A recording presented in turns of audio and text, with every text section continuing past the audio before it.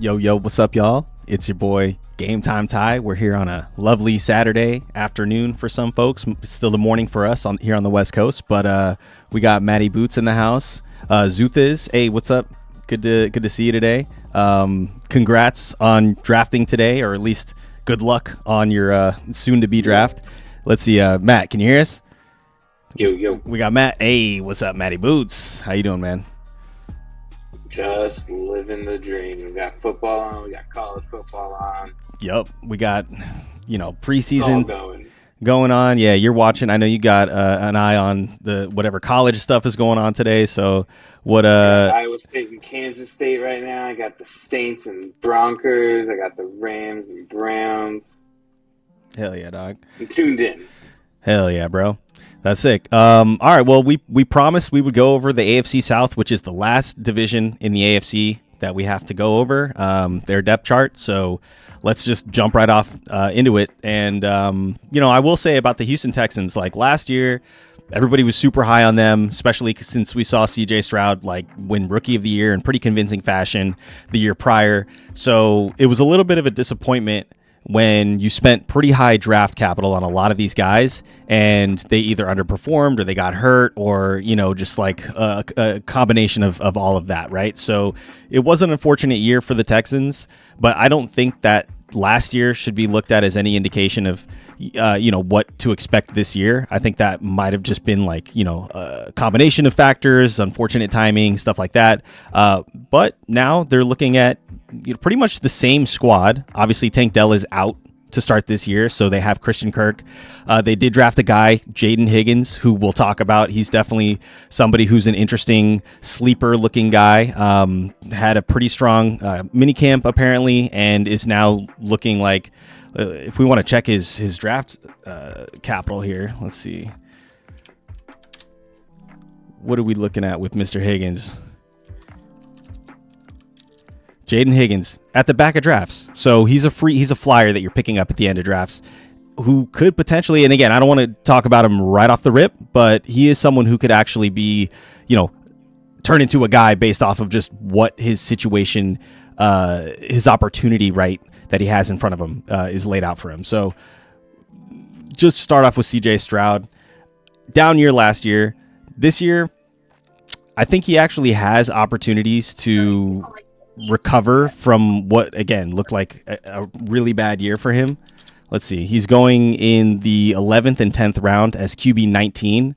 He finished as QB 18 last year, which is just trash because you probably drafted him in like the top 6 or so rounds.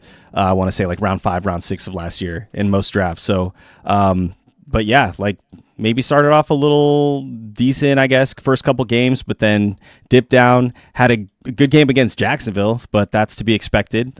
They do play twice a year. They didn't have, I guess, as better of a game that second time, but like these numbers aren't super disappointing in terms of like just knowing the situation. It's disappointing for where you drafted him, but I guess what I'm saying is like I'm not looking at these numbers without the context in mind and looking like, oh, okay, this is just the type of quarterback CJ Stroud is. No, I know he's more than capable of doing much better than what he did last year. So that's the only reason why I'm saying like he's worth potentially picking up as like a backup. Sure, you don't need him to start for you right away if you're hesitant because of just what you saw last year. And maybe you're like, I don't trust this offense, or, Joe Mixon is hurt, right? Like they aren't going to be full strength. Like we're still worried about maybe Nico Collins being a health concern as well, even though he's fully healthy coming into this year. We talked about Tank Dell a little bit. So they do have Nick Chubb, which is interesting. But I don't know. What's your thoughts on Nick Chubb? Like, I think he's just I think a shell of his interesting former that, self, to be honest. Like, I don't know. I'm not really confident in him at all. He's above Dameon Pierce, I think is. I mean, I didn't think Dameon Pierce was that awful behind Joe Mixon. I mean, granted, Joe Mixon took his spot, but like Nick Chubb did not look great coming off that injury last year, and I mean. I do think it's kind of like, again, like a Twilight situation. He's getting moved here, but like he's not the same running back. Like I just don't. I Yeah. don't see it. Well, I just think it's odd because both him and Mixon are very similar style running backs, and Damian Pierce was kind of the change of pace. So I think it's a little weird to have two guys that are very similar archetypes at 1 and 2, but that's just me. no, for sure. And Like in fantasy, it's great. I could fantasy all day, but like same team, I don't think it works. this is the thing about this situation, because like we'll look at Joe Mixon's health right now. It says he's just out and inactive. His foot ankle isn't a lock to be ready for the week 1 Texans road matchup with the Rams. So he's already looking like he's out. So that means Nick Chubb is forced to start, and or Damian Pierce probably gets some looks as well. I'm looking at Nick Chubb's stats from last year. He obviously was hurt going into last year, came back towards the end of October, and just, they worked him in a little bit. He ended up getting up to 20 carries at one point, but nothing really inspired you, right? Like 59 yards, 50 yards here on 10 carries, on 11 carries. Sorry, that's actually not too bad. That was one of his highest averages of the year, which is 4.5 yards per carry last year. He ended up getting 4.6 yards against the Kansas City Chiefs, but you're still not happy about these touchdown numbers. His biggest game was against Pittsburgh, where he had 20 carries for 59 yards and 2 touchdowns. So that's pretty solid. Yeah, he didn't show it to you a lot last year. You saw maybe a flash or two. It was definitely not reliable. It was also maybe part of just that being the Browns type of fault, I guess. Their team is just not good. So it's not like they're going to be in good situations to run the ball a lot and score on the ground. So I think personally now I'm actually kind of looking at this. I'm talking myself into maybe believing that Nick Chubb could be worth just if you need someone because you drafted maybe Omarion Hampton and RJ Harvey and those types of guys where you don't know if they're going to come online right away. And you just need someone who's literally a 1, 2, maybe 3 week plug and play guy for free, basically. And that's kind of that's the most ridiculous lineup that I think I've hypothesized on. But if that's the type of lineup you want to go, you can potentially grab Nick Chubb at the back of drafts as the RB50. This is literally in round 14, 15 type territory. So maybe you decide you want to take a chance on Nick Chubb. Again, if we look at his fantasy points from last year, that one game against Pittsburgh, he ended up with 18 fantasy points, right? With those 2 touchdowns. So it's that's not bad. But you look at the totals from the other games, not great. 9.2, 5.2, 3.5. He finishes the year with 2.1 points against Kansas City. And he doesn't even finish the year, actually. He, I guess, sits games out. I'm not sure what happened here at the end, why he didn't finish the last 3 games of the year. But was he hurt? Did he get hurt again? I think he might have. I don't remember. That would really quick. Honestly change my mind a little bit. Because I, for some reason, was assuming that he just finished last year strong. But yeah, I mean, he has no health designation here. I'm gonna just give him a little quick headline check. Let's see. Rested for preseason finale, so that's not a problem here. He's just resting. They need him to start week 1, basically. Oh, broken foot. He broke his foot against the Chiefs. Oh, he broke his foot. Okay, he was so wow. Okay, that's crazy. That's actually. It probably was a minor break if he was able to come back and have full preseason camp and played in preseason. I believe at least he's resting in this week. I was gonna say the thing that injuries are really not talked about is broken bones are probably the best type of injury you can get. Granted, the Alex Smith broken bone injury was crazy, so that's there's an anomaly, but bones take 6 to 8 weeks to heal, and then it's usually stronger because of the scar tissue. Yeah, versus the ACL tear takes months and forever to heal. And even when it does heal, you have a fraction of the strength you had when it was actually naturally connected versus surgically connected. True. I mean, you also have the rehab factor where, a rehab from a bone break is typically much shorter than like you said, an ACL tear or some ligament right, like that. They're going to break up to they'll break up the scar tissue. He'll, start putting weight on it, and once it's good to go with the weight, he can basically do whatever he needs to do on that foot because it's healed. Right. And we actually don't have our resident doctor in the house, who would be able to discuss this actually a little bit more like scientifically. But But I do know that the broken bone is a much better situation than like an ACL tear or anything like that. Like it just heals faster. Right. No, totally. Okay, so we know Joe Mixon is missing time. Let's just check his draft capital out real quick. I'm fully off of Mixon this year. He's dealing with some shit right now, and that's why. Yeah. Let's look at Joe Mixon. So Nick Chubb clearly is healthy. I don't think we can look into that any more than we already have. That's great. Yeah, no, back of the draft for him is great. Joe Mixon, where he's going though, it's a little scary. Let's see. Joe Mixon out indefinitely. Jesus, this was 2 days ago. I know that's the problem. Is that like you don't know, and when he does come back, is he going to be the number one still, or is he going to be worked in a different capacity? Like ankles are. How ankle injuries work. Like they're lingering. So like that's his issue right now. Is that he has. No, he's working through a foot, so it's bothered him all off season. Was it his ankle too, or is it? He's had ankle injuries, so like he's definitely has some scar tissue, I'm sure, there as well. But this one is, at least they're saying it's his foot, and according to this guy Wilson, Houston plans to take their time with the veteran back and won't rush him back after he's missed most of the offseason and training camp work. Okay, so like basically, we could be looking at just Mixon not playing for the first like 4+ weeks.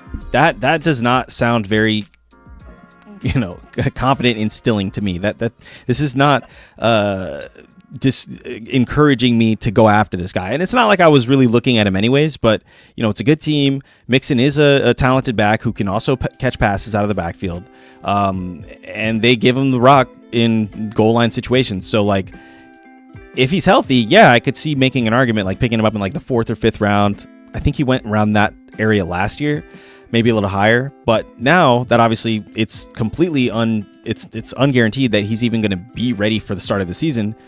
Hey, what's up, yo? What's up, Mike? Hey, M. Gossard, what's good, brother? How you doing, man? Good to see you. We're back. We got the boys back. The Matty Boots and Game Time Ty. What's up, Matt? So yeah.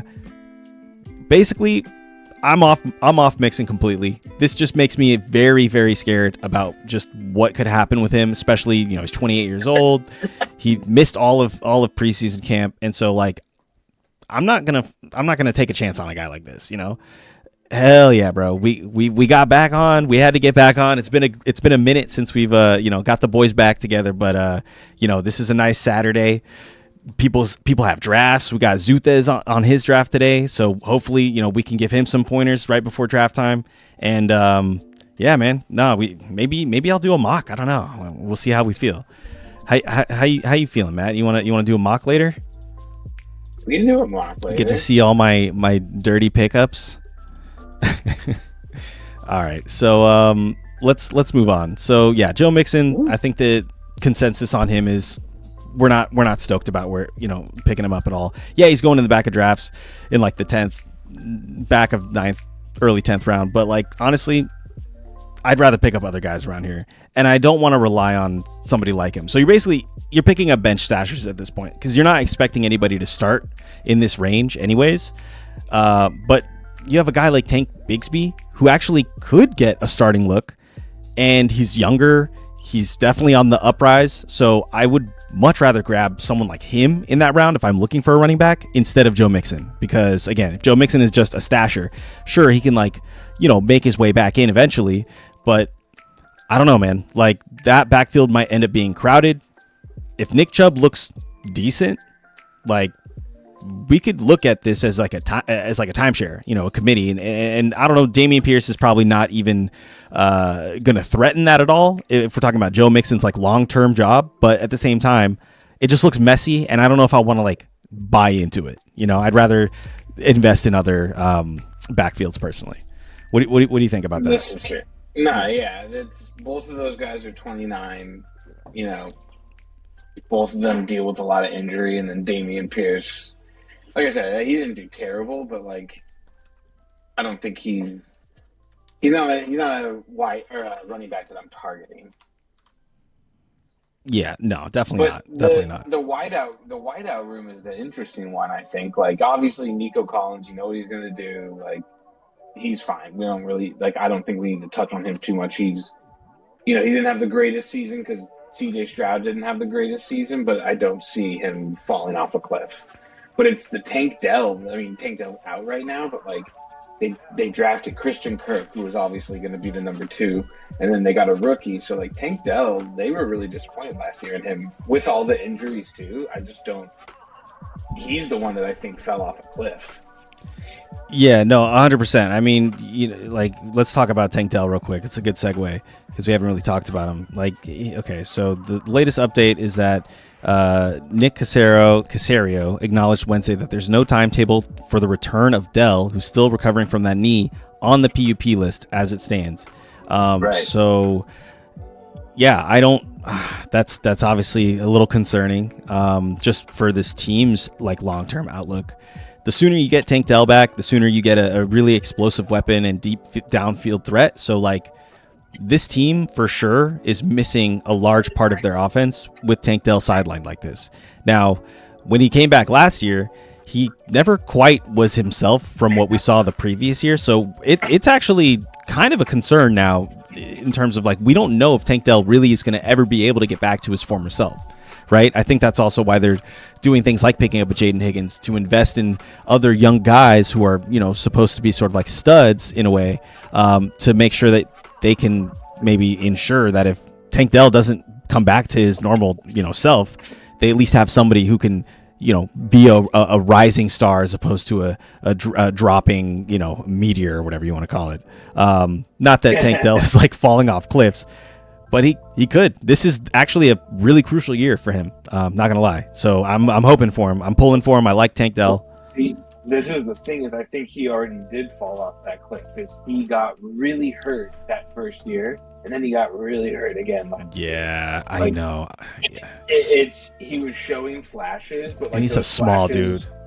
He's a small dude, and those flashes that he was showing was because like he's 5'10", 165. He's fast as shit. Like he was burning people. He was getting the long ball. If his legs, like his knee, anything like that, it just hinders his value. So I feel like he's kind of just off like the talking points in a sense. Like right. No one's drafting him, and the only way he gets drafted is like waiver wire pickup because Nico got hurt and he's healthy. Yeah. Kitty Biscuits is trying to get me to make her entrance. She's trying to make her entrance, but she's also playing hard to get. She's just sitting there meowing at me. I'm like, yo, just come up here. I'm inviting you up here. I put the pillow down. You could sit right here. You got a nice little front row seat to the action. But she's just sitting there looking like, I don't know. She wants me to go pick her up or something. It's like, dude, I'm not gonna do that. I might have to. Hold on one sec. You keep talking, Matt. I mean, the one interesting part about the Houston Texans, I think, is their addition of Christian Kirk, who was pretty good on Jacksonville until BTJ came, and I think they found that he was no longer kind of relevant, which is not to say that he's not good. He just fell off a cliff with BTJ there. So I think Christian Kirk adds a pretty good dynamic duo to Nico Collins, but I also think he takes a lot of passes from Nico. Like, not a bunch, but I think that now there's much more of a wide receiver share between him and Nico. So Christian Kirk might be like not someone to pick up, but I think it's just something to be wary of now with Nico, is that Nico is the number one like outright for a while, and now I think he still is the number one, but now Christian Kirk is a viable option to take some passing from him. Yeah, I mean, it's interesting. He's actually going in drafts, so he's not like completely off people's boards, but he's going in the back of drafts. But again, I'm not saying he's like terribly fantasy relevant. That's the thing. He's a round 14 guy, but he was the number one in Jacksonville for a while, and with BTJ, again, it was Trevor Lawrence. He's not my favorite quarterback. He does a lot of interceptions. He's not always the best. C.J. Stroud can hit people, and I think with Stephon Diggs when he was healthy, C.J. Stroud and him connected. I think it's kind of the same thing a little bit with Christian Kirk. He's just going to take some of that pass share away from Nico Collins. So, just keep that in mind as you draft Nico, that there is some competition for looks. Christian Kirk is a very viable receiver. He catches passes and touchdowns. Yeah, I mean, let's just look back at Christian Kirk's last full season. I was just scrolling through here, and 2024, he missed a bunch of games, almost half the season, maybe actually a little bit over half the season. And then 2023, he missed the last 4 games of the year, maybe 5. But so, look at 2023 really quick. Yeah. So 2022 was his actual good year, and he had some good games. He had decent ceiling, right? 22.5 points a year. He doesn't quite get as consistent as you would like. He has really down games sometimes. He had a stretch here, 6.3, 1.1, 6.8 points, and then 10 he popped off for 10 points and then went back down to 4, right? So it's you never were quite happy with his consistency. I think I had him this year. You might have. I think that was the year people were super duper hyped on him, because they just paid him or some shit like that. The year before, he had some decent flash games, but that was I think that was probably on his uprise. But so now, if we're looking into the future here, I honestly I think he's just a temporary fix here. I don't know if because they don't expect him probably to. He's very injury prone. At least he's missed time in the last 2 seasons, so he's probably only really played 55% of games for the last 2 years. And if you're expecting him to do that again this year, or at least maybe meet in the middle, so say he plays 75% of the games, okay, so he plays 3/4 of the games, he's still inconsistent to the place where I wouldn't even probably pick him up down here. I'd rather go Marvin Mims, because Marvin Mims actually I think has more upside and long-term value than Christian Kirk. Christian Kirk is a temporary dude at best, in my opinion. You know what I mean? So if they get Tank Dell back, and if Higgins, we're gonna look at him, Jaden Higgins. We're gonna take a look at him in a sec, and his film tape, his tape. But if they kind of step back into their roles, or Tank Dell steps back into his, and Jaden Higgins steps into a bigger role, I don't know if there's room for Christian Kirk there. If Nico Collins is healthy and balling out of control, which we're assuming he will, because he's going in. Let's see, Nico is literally going top 8 overall, right above Brian Thomas Jr. Yeah. So that's crazy, actually. I think that's a little. This could be a spicy take. Yeah, go ahead. Oh, I was going to say, I think it's a little high, but I think it's fair for him. He's going to have a bounce back season. And again, like I said, with the addition of Christian Kirk, there is another threat. So, he doesn't just get every single defender on him. Last year, there was no one else away from Nico Collins. Okay. When Tank Dell went down, who goes against? It's right. Game over, bro. But so he did well. He did okay, but I think this year's a bounce back for him. Well, it has to be for him to pay off to where you're drafting him. You're picking up Nico at the wide receiver 4. He finished last year as wide receiver 23, but this is just, he missed some games, right? He missed 5 games in the middle of the year.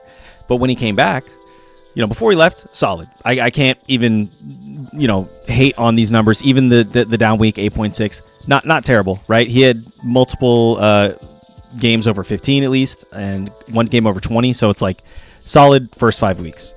When he came back, though, whether it was because this team slowed down or because just, he was a little hobbled coming back. I mean, he did have that 15.2 point game against Tennessee week 12. That was the second week after he came back from the injury, but it didn't really get any better from there, right? And down the stretch when you needed him to perform, and these are tough matchups, right? Semifinals, week 16, you're talking about at Kansas City. He only got 6 points. Then championship weekend, we're talking at home against Baltimore, 5.9 points. So you know what I mean? Nico going that high has to be able to be super consistent you're assuming he's not going to get hurt, basically, if you're picking him up this high. And you're essentially saying, like, you're confident in his yearly value as well as maybe even league winning potential, right? That's also part of why these guys go so high. They can win you your league. And again, like, he didn't have that great of a finish, granted tough matchups. Let's see what his schedule looks like a little bit this year real quick. 2025. They're playing Arizona week 15, Las Vegas week 16, week 17 at the Chargers. So that's actually not a bad playoff to championship schedule. Like, the Chargers probably are definitely a tough game at Chargers. It's going to be tough. But Arizona and Las Vegas for the first 2 weeks of the playoffs, that's solid, right? That's solid. So you can factor that in to your pick, if you want to go someone like Nico Collins. But again, like, this seems very high. How many touchdowns did he get last year? He got 7 receiving touchdowns. So that's not bad considering he only played, he missed 5 games, right? So 7 out of 12 games. That's not a bad touchdown rate. You could say he gets maybe 2 or 3 more touchdowns if he plays a full season. So, if I'm projecting 10 touchdowns for him over the course of the season, yeah, I could see him maybe finishing as a top 5 wide receiver. That said, this was the spicy take, and it's probably not that spicy just because I'm also, you probably could predict this. I would easily pick up a guy like Amon-Ra over Nico Collins. I don't even think that's that controversial. Maybe you can make an argument about Malik Neighbors as well as Puka, and obviously Brian Thomas Jr., but I don't know if I actually trust the Jags as much as I trust the Texans, so I'd probably still go Nico over BTJ, even though we know BTJ is a beast, and we're going to talk about him when we get to the Jags. But yeah, I think honestly you can go even as far as maybe probably not Drake London. I'd probably still pick up Nico over Drake. So I think it ends right around here with Amon-Ra, but still, like, that's let's go to PPR. I don't know why we're not doing that. That's kind of my understanding of where Nico Collins is going. Oh, okay, well, actually, that was standard settings. So don't even look at what we just talked about as like legit, because we were just looking at the standard settings. Now we're at PPR. This is more likely to happen, right? So you do have Nico Collins below Puka and Amon-Ra and Malik Neighbors. So this makes more sense to me, PPR settings right here. So yeah, Drake London and Brian Thomas Jr. are right there as well. I would still pick up Nico Collins over those two guys. So I'm glad these rankings actually make more sense just based off what we were just talking about, because we were actually talking about PPR. So yeah, all right. Well, what do you think about the Texans? Anything else before we talk about Jaden Higgins? No, I think we should get to Jaden Higgins. I think he'll be an interesting potential for them. All right. Well, let's just look at his film tape real quick. His film.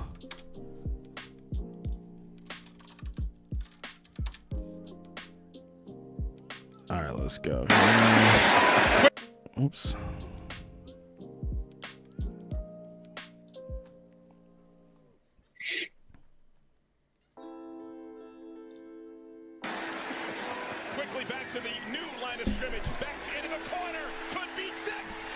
Nice. I almost forgot he was a wide receiver. I was like, damn, they're throwing it to him already. I was expecting like running back highlights. Nice. That's not bad. That's not bad, actually. I mean, it looked like he just busted coverage a little bit. Oof, way to hang on to it. Absorb the hit. How tall is he? He is 6'4", 215. Damn, so he's actually a big boy. He's tall. Tall guy. Nice. How tall is Nico Ballins? I feel like Nico is like tall as fuck too, but he's definitely not 6'4". Oh, he is 6'4". Holy shit. So they got two dudes? Damn, 2 6'4" guys on the wings. All right. That could actually be a nasty little combo. You got Christian Kirk in the slot. Just like not needing to do much. You don't really need Christian Kirk to do a whole lot. All right, okay. Jaden Higgins. I mean, I'm not. He's not like jumping out of the fucking screen with his speed or anything like that. He's just good in getting in the right position, and then he's just such a big target that you can throw a ball high and away, and he's gonna fucking come down with it. It looks like so. CJ Stroud, I think, is gonna have a lot of fun with 2 6'4" guys on either side of the field. Just damn, he does have decent speed, and it looks like he's got some strong legs and balance as well. So he's not like just. Granted, this is college, so he's probably going to get tackled in those scenarios, but you could see some good yards after the catch with him. I could definitely see a little bit of, that being a factor. Nice, good red zone ability. It looks like he's good red zone route runner.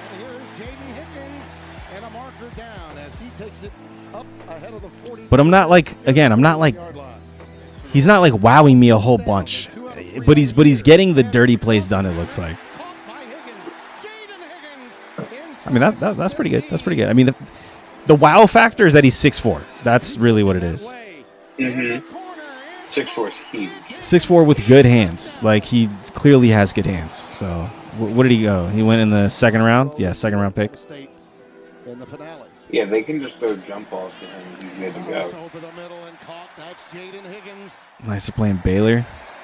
He's been the go-to receiver. Very meaningful game for him, personally. Looping it long, and it is cool. Oh, he was on Iowa State. I'm watching Iowa State right now. That's going to be the question tonight for West Virginia. I can't ignore that he is getting open. That's what's actually interesting. So he is getting separation a lot of these looks here. So obviously these are highlights, so we're taking the best of the best plays here. But when he gets separation, he gets pretty decent separation. So let's see, where is he at? Top of the screen. Okay, boom. Just DB didn't even know what to look at there. So this is multiple times in one game, so that's good to know too. Yo, what's up? What is that? SHW? Oh, Shadow. What's up, Shadow? Thank you so much for the follow. Appreciate you, man.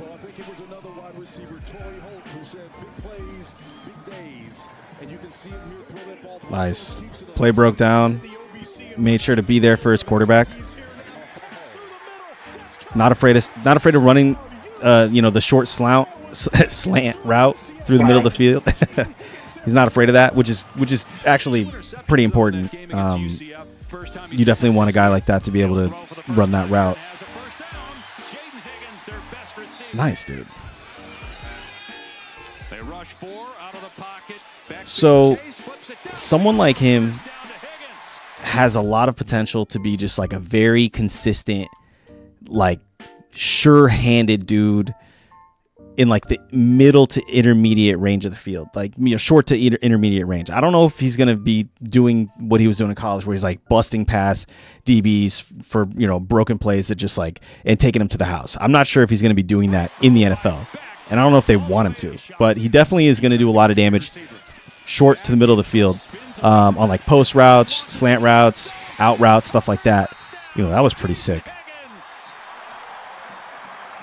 And in the red zone. I think he actually could be a red zone threat. Obviously, Nico is going to get the first look, no doubt. Like, it's Nico Ballins. But this is basically like this is baby Nico. They're the same height, right? Almost the exact same weight. Nico was actually drafted a little bit behind him, technically, in his draft. So, but obviously, we know how talented Nico Collins is. We don't doubt his talent. So, this guy absolutely could be a nice compliment. Let's see where he's going again.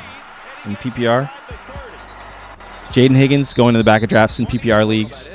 So, yeah, I would definitely stash him. He's such a good stasher, honestly. He's definitely somebody I'm looking at to walk away from drafts just on my bench. What do you think? I mean, it's the team, it's the opportunity, it's the situation, it's draft capital that they invested in him. There's just like all these like thumbs up pointing to the right, signs of him actually becoming a guy on this team. So, and like I said, Tank Dell is not to mention he's a different type of wide receiver, but he maybe is done. Tank Dell might be cooked. So, potential versus proven points, and that's what you have to gauge, right? And down here, I'm willing to take a shot on guys with upside and that potential, as opposed to like he's a rookie, so there's no real proven anything with him yet in the NFL. But yeah, that's my personal strategy, and I like to get proven things up top, obviously, and then take a lot of flyers at the back of drafts. That could end up being guys later on down the road. I know a lot of people obviously think like, yeah, that's like the way you should draft. But you'd be surprised. Like, some folks are looking at their backup quarterbacks in these rounds. Some people are looking at defenses and, kickers early on. Like, sometimes I don't even draft a kicker or a defense. Matt was talking about he doesn't draft a tight end sometimes because he's just picking up a bunch of flyers, just getting depth at a bunch of these places where, yeah, week 1 comes around, you're probably going to have to drop one of those guys to fill that position. You need to probably field the kicker. You need to have a defense playing just to give you every bit of an advantage to win each week. But you at least have that little bit of time before the season starts to just lock in depth charts. Like, people are still shifting around sometimes, and maybe you just want to wait till the very last minute before you make a decision on a guy on whether you want to keep him or not. And that's kind of like edgy way to draft maybe, but I know Matt and I are both those style of fantasy players, so 100%. But yeah, let's check out okay, so we basically talked about Jaden Higgins' potential. I like what I saw on tape. Definitely has the potential to be like a high upside guy later on, but you're picking him up in the back of drafts. Nico Collins, I think he's going a little too high, but we're looking at PPR format right here. He's pick 10. So just behind Puka, Amon-Ra, who I said I would probably pick up over him anyways. So that makes sense. And yeah, I think that's really the only couple of guys you're probably looking at in any kind of serious fashion. Like CJ Stroud, we looked at his draft capital, and he's down here, QB 19. So people are really low on him. He could overperform. He could overperform his draft position for sure. So he's actually somebody who I would not be mad at taking as like a backup QB potentially, or if you waited on QBs and you're just willing to ride it with CJ Stroud as your starter, like he's not the worst you could get, like if you just literally punted on QBs entirely. So I know last year was definitely a rough year for him, but especially towards the middle of the year where he basically didn't have Nico or Tank Dell. And, that definitely hurt him a lot. He had a stretch where he literally couldn't even crack 13 points for like 5 straight weeks. And some of these matchups are tough. Yeah, for sure. I mean, Indianapolis, Green Bay, New York Jets, Detroit Lions, at Dallas. All those are actually pretty tough matchups, especially if you don't have your number 1 guys, number 1 or number 2 guys, right? I think Nico probably came back like right around here, but still, like that's pretty tough. So I would look at his performance from last year again, that we're just looking at like the Texans team as a whole last year. You take it with a grain of salt. I don't know if I look at them the same way this year as just like how depressed their draft capital is. Nico's way up here, but the quarterback who's supposed to throw to Nico is down here in like the 11th, 12th round. So I don't know. That doesn't really make a whole lot of sense to me. I think he could easily outperform this position personally. What do you think, Matt? No, that's true. No, I agree with that 100%. I think it's a bounce back year. 100%. Yeah. So, people are moderate on him, which makes sense. But I think the tepid expectations are fair. Right. Until you see how it actually works. Like, I think that's fair, but I do agree with you that he's gonna ball out. Yeah, for sure. Okay, so all right, well, that's our take on the Texans. So we're gonna move on to the old Indianapolis Colts now. The exciting Daniel Jones led Indianapolis Colts. Very juicy because the Colts have basically given up on Anthony Richardson. I don't know if it's so much as they. Like. Actually, I think you're right. Yeah, they basically did give up on him, which is a little sad. And stuff are very like pissed about it. Daniel fucking Jones. I know. Super Bowl MVP, baby. They're winning it all this year, dude. Nah, so. Yeah, clearly the Colts did pretty much give up on Anthony Richardson, which is unfortunate. It looked like he had a little bit of some talent. Sorry, go ahead. 2 years in a row. I was gonna say it's 2 years in a row that he just under-delivered what everyone thought he was going to be. Yeah, I mean, year one, like, to be honest, he actually did have a little he was flash. He was looking good, and he got hurt. He had, well, I won't. It was basically half and half. And then he did do some stuff on the ground though. He had 2 touchdowns, even though he only threw fucking 10 times for 56 yards, 6 completions. He got 2 touchdowns on the ground, and that basically saved his day. So that was like, you're just like, oh my god, is this sustainable? And then he got hurt, and then 2024, it's like, oh okay, like he has 1 more year under his belt. He worked on his throwing. He's taking way more attempts in games now, right? Like he's throwing 38 fucking times, but he's still only getting 172 yards. His completion percentage is just through the floor. I mean, my goodness, like 47 on the season, 47.7% completion percentage on the season for this guy last year. That's fucking just crazy, man. So I understand the number 2 over from that. 8 touchdowns to 12 interceptions. Oh my gosh. Yeah. Shit. You can't do that and be a quarterback. You have to give that credit. Like, yeah, that sucks. Right. Granted, now on the ground, I mean, hey, maybe he should be a running back because he had 86 carries for 499 yards on 5.8 yard average and 6 touchdowns. I mean, that's like a fringe flex RB almost. Like if he played the whole season, right.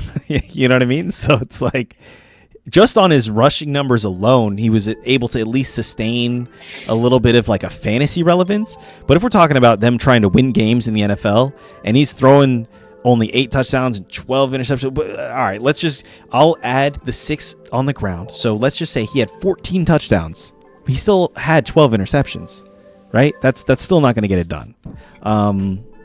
So yeah, I understand why they just are trying to cut bait with Anthony, Mr. AR Senior. But I think the guy that they decided to go with, Mr. Danny Dimes Jones, is not the answer, and I think they're actually in full tank mode because they're looking for the future now. They're looking into the distant future where they can get the number 1 overall pick and the shiny new quarterback out of college next year. We don't know who that is yet, maybe, but that's what they did with Anthony Richardson. Right.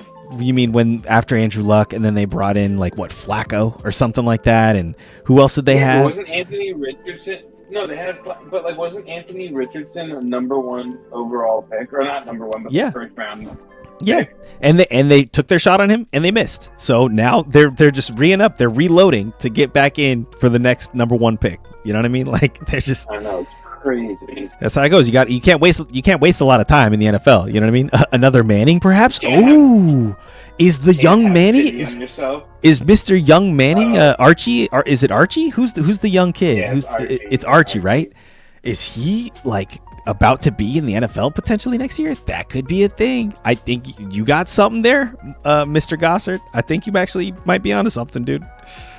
That would be kind of crazy. That would be wild if they wanted to keep the Peyton Manning, just family thing alive. But also the Giants would probably draft him too. Well, maybe it's Eli's kid. Yeah, Peyton his uncle. It's Eli's kid, right? Well, okay. First of all, the Giants just drafted Jackson Dart, so I don't think they're gonna really be in the running for another quarterback next year unless it just goes completely sideways with Dart this year, right? So I don't know if the window is next year is the window for Archie to come into the NFL. I don't think the Giants will be around in position to pick him up. Just based off of what they did this year in the draft. Now, things could change if their season just goes completely sideways, like I said, and they're just like, you know what, fuck it, we'll just go with Archie, and they have the number 1 pick, maybe. But I could easily see the Indianapolis Colts just in full tank mode, and it's just obvious. And I'm just saying this based off of what they're doing at quarterback. It makes the most sense. If I'm a GM, I don't want Danny Dimes as my guy. I just don't. If I'm a head coach, I'm not going to be stoked about. Obviously you do have to try to keep your job. You're not going to just fucking blow it in an obvious fashion every week. You're going to try, and it's the NFL. Players don't want to just lose. They have their pride. They want to, and they're playing for money, right? So, it's Danny Dimes wants to keep a paycheck, and if he does terrible here, franchise takes him. Well, I mean, I think this is his last stop, unless the next stop is the Jets. Like that, I think this is basically his last stop, possibly as a starting quarterback. He could end up being like a backup somewhere. Different capacity. Yeah, he could easily be a backup somewhere. I actually think he's probably a very serviceable backup, but starter, nah. Okay, so we know Danny Dimes is just like utter, like almost as bad as it gets when it comes to like the guys around him that we want to succeed. So Jonathan Taylor will probably be good still because he's a stud, and no matter how bad the quarterback play was last year, he still ended up being. Let's just look at it real quick. He finished as where is my boy Jonathan Taylor? Wow, he's going all the way down here. He finished as the RB10 last year. So, that's solid. And he's going as the RB7 now. Actually, his ADP is 11. So he's going a little bit under where he finished last year, which is fine. But, he did have some down games. Because of all the consternation going on with, Anthony Richardson and Danny Dimes. And if it's Danny Dimes, nobody trusts that guy as far as you can throw him. True. I will say this. I think everybody's value went down. Actually, no, that's not true. Because, again, we saw Mr. Anthony Richardson. Wait, Anthony Richardson? Why the fuck am I tripping on this guy's name right now? Yeah, that's his name, right? No. The quarterback? Mr. Anthony Richardson. I'm tripping. Yeah. We did see Mr. Anthony Richardson throw for like negative passing yards at times, right? So like it wasn't like we were stoked on Michael Pittman or Josh Downs or any of these guys, Alec Pierce, on a week-to-week basis anyways, despite Anthony Richardson being the quarterback. It was really just like Anthony Richardson is the guy you're starting from this offense probably because he's going to hog all the points on the ground probably. And even Jonathan Taylor had some moments last year where he did well. But it was down the stretch where Jonathan Taylor had his best games. And that's like obviously money if you're in like the playoffs. But he, missed some time here, got off to a little bit of a slow start. The next 6 weeks after he came back from his injury, half the time he was getting below 6 points almost. And the other half, it was good though. But when playoff season came around, man, Jonathan Taylor balled out for you. And I actually was able to hold on to the championship title despite playing against Jonathan Taylor that week. It was insane. Damn. I know. That was Los. That was our main league. That was pretty insane, right? Like we can actually look at that game probably like when we do our draft. I'll do a little recap because obviously as reigning champ, I want to remind everyone, who's at the top of the mountain right now. So we'll do a recap of like how that fantasy playoffs shook down. But yeah, no, it was scary going up against Jonathan Taylor that week. I say all that to say Jonathan Taylor is still a fantastic play. He's still relatively young. I think he's 26. So yeah, I mean that's like right in his prime. Mm-hmm. So a fantastic guy to have on your squad. It's just unfortunate that he has trash quarterbacks that he's playing with year in year out, literally. But that doesn't mean that he can't make a play out of nothing, and just do what he does best, which is just like home run shots, just like power home run. Hitting plays. That's what he does best. So he'll get in the end zone. Let's see how many times he scored last year. Real quick. Jonathan Taylor, he scored 11 touchdowns on the ground, 1 through the air. So he's not really super involved as a pass catcher, but like he had 1,400 rushing yards last year on a 4.7 yard average. That's incredible. 303 attempts. That's all the volume you could ever ask for a starting running back like this. And you're getting him in like the third, maybe top of the fourth round in some cases if he's sliding. Like this is pick 30 we're talking about, the ADP. So, you're talking about guys like Josh Jacobs going over him, Bucky Irving right here, Chase Brown. I could make an argument, maybe, I don't know, we know how hot I am on Chase Brown and Bucky for that matter, but like Josh Jacobs, I probably would pick up Jonathan Taylor over Josh Jacobs just for sheer like volume and talent. Not that Josh Jacobs is not talented. He's absolutely talented. He finished as the RB5 last year. So, I mean, and he didn't miss any time. He had pretty consistent floor games, but even though he got off to a really slow start, he finished the year relatively strong. But down the stretch, he actually kind of let you down, especially in the championship week. So, obviously, that's not something you can predict really all the time. You can definitely look at people's schedules and maybe surmise, like, okay, if this guy if I'm looking at Jonathan Taylor's schedule for the playoffs this year, he's going against Seattle week 1, San Francisco week 2, but at least they're at home, and then Jacksonville week 17.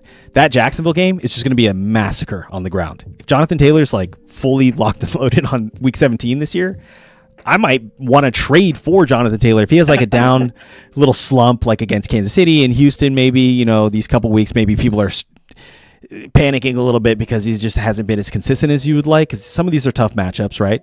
But he has a great start to the year. Miami, I'm not really worried about Denver's rush D. They didn't show a great rush defense last year.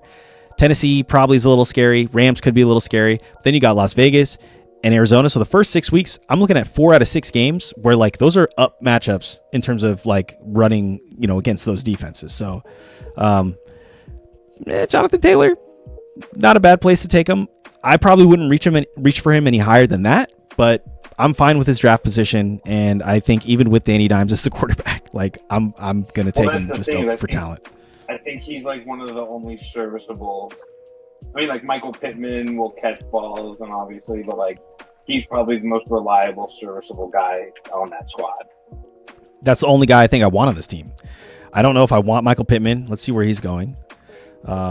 Just because, like, we gotta give him. He's definitely going higher than you would want him for sure. Maybe not though. Honestly, I've seen him sliding down people's draft boards. Actually, no, you're right, man. Wide receiver 45.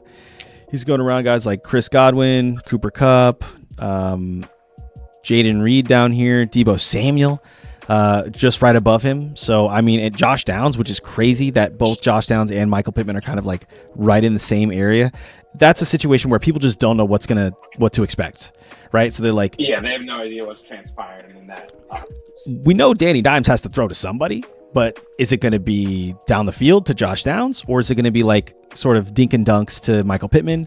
I'd probably take my bet on Michael Pittman, even though we have seen Danny Dimes like have some success down the field with guys like Jalen Hyatt or other downfield threats. I think maybe he played a couple years with Odell Beckham potentially, if I'm remembering correctly, and had maybe one good year with him. But regardless, I would much rather, if I'm picking between these two guys, which I probably wouldn't even want either of them on my team, but I would go Michael Pittman over Josh Downs just for the consistency thing.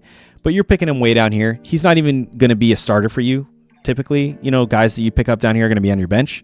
So do you want him on your bench each week, thinking to yourself like, oh, okay, is this a week where I can like actually play Michael Pittman? Or do you just have him on your bench as a guy who's like, all right, my stud is on bye, I'm just going to plug Michael Pittman in this week because he can get me like 10 points or something like that, right? Like he barely even does that. Look at these numbers. I mean, this is with Anthony Richardson largely, right? Like I think when Anthony Richardson went down, he kind of had some good games, but like this is a travesty. And these are on high targets. This isn't even on like a low volume basis. Like he's getting 8 targets. He's only catching 4 of them for 31 yards. That's fucking awful. 7 targets, 3 catches, 21 yards. He had one good game here where he had 9 targets and caught 6 of them for 113 yards. Still no touchdown. You know what I mean? So it's like he only ended up getting 3 touchdowns last year anyways, and he barely even got over 800 yards. Caught the ball 69 times on 111 targets, so the catch rate is pretty not great. So is Danny Dimes going to be able to be an engine for this offense to get Michael Pittman back to some type of relevancy, right? Like I'm not banking on it. So even if it is at a discount for a guy like Michael Pittman Jr., right? Like he's usually someone we could look at as being drafted in like the 4th or 5th round at least, right? We've seen definitely his draft capital be much higher than this. I still wouldn't take this quote unquote discount on him. And I would much rather take flyers and even do a little reaching, right? Like I don't even like Jaden Reed here, right? I would, if I'm looking for receivers like stashers, right? I'm going down here all the way. Darnell Mooney, probably not. I'm still looking. I'm still reaching. I'm still down Keon Coleman, right? This is somebody who you would probably pick up 2 rounds later that I'm considering picking up over Michael Pittman, just because. And we talked about this yesterday. The route for Keon Coleman is a wide open path. Michael Pittman, there's so much uncertainty. It's not up to him. He's not in control of his own destiny. If Keon Coleman puts it together and is good this year, he controls his own destiny. He's going to get those looks from Josh Allen. He's going to demand those looks. He actually, just by way of necessity, is going to need to be a guy for that team. And it's really up to him if he does or not. So Michael Pittman is not in that type of scenario. So just on that alone, like, I'm looking all the way down here at guys like Keon Coleman, who I'd pick up over Michael Pittman. I don't know. That might sound crazy to some kids, some people out there, but what do you think, Matt? No, that's fair. That's what I was saying. I think Jonathan Taylor's the only serviceable one. Like, you pick up Michael Pittman down there, and it's just like, okay, he's sitting on the bench, and you're right. Like, do I play him this week or do I not? Like, he would literally go in for, like, if I had A.J. Brown, he would plug and play for A.J. Brown the 1 week he's on bye. Right, and he would get you, 3 catches for 35 yards and 1 touchdown. Yeah, whatever it is. Yeah, exactly. Whatever it is. Right. So no, it's Jonathan Taylor the whole way on this team, and that's it. Yeah, 100%. There aren't even really like rookies on this team that I'm excited about. Actually, Tyler Warren. I will say Tyler Warren is a guy. He was drafted in the first round of this year, right? So clearly, high draft capital was spent on this guy. This is preseason numbers right here: 4 catches for 65 yards on a 16.3 average. That's pretty good. But now let's look at his draft capital, because I'm pretty sure, in fantasy drafts, okay, actually he's going as tight end 11, so he's still going as like a starting tight end. People are looking at him to be like kind of like a tight end, fringe tight end 1, tight end 2 type of guy. We'll look at his film. I think he deserves us to look at his film. He's a first round pick in the NFL. So, but I personally, I'm not I'm not stoked about this team. So, but I could see, because we have seen Danny Dimes utilize his tight ends before, I could see this being a situation where Tyler Warren ends up being like the de facto number 1 wide receiver, just because he's like there for Danny when he needs it. And he ends up getting maybe tied for most targets in each game, week in, week out. So like, yeah, you could definitely, like I said, Michael Pittman is probably going to get a lot of targets, but like they won't be great targets. Tyler Warren will probably get about the same amount of targets, and I bet his target share will actually have more value just because they're tight end targets, right? You're maybe on a mismatch. You're doing a seam route up the middle of the field. Like, you're going to be able to get open, probably get more yards just on a chunk play, and or just yards after the catch if this kid is dynamic. So there was a rule of thumb for the most part throughout my entire fantasy career since 2012 is when I started doing fantasy football, that you didn't really trust rookie tight ends. That was always the narrative. Recently, though, in the last maybe 3 or so years, we've seen that narrative change. And so now we can look a little bit more confidently at guys like Tyler Warren, who are high draft capital picks in the NFL, right? He was a 14th overall pick. That's kind of crazy. So let's take a look at why that is with his film. All right. Let's look at the ones. No, that's preseason highlights. All right, let's just look at this one here. So first thing I noticed, scheme must have been impeccable because my man was wide open. Do you see this? My man was wide open. Yo, Jacamo, thank you so much for the follow. I appreciate you, man. But you see how wide open he was? Nobody was even nearby. But that's fine. Like, that's what I mean by better quality targets. Like, you're probably going to scheme a guy. Look at that. Linebacker dropped into coverage. Didn't even know that was his man. So, okay. You're probably not going to see those types of opportunities in the NFL. Okay, you have pick 6 in a 12-team league. Here, let me put this on pause. You have pick 6 in a 12-team 0.5 PPR league. You'll get CD at 6 and Chase Brown at 19. What do you do at 30? You're thinking RB, either Cook or Hampton, but people like Jaden Daniels or Mike Evans could also be there. I like that. This is the thing about picking up a quarterback so early.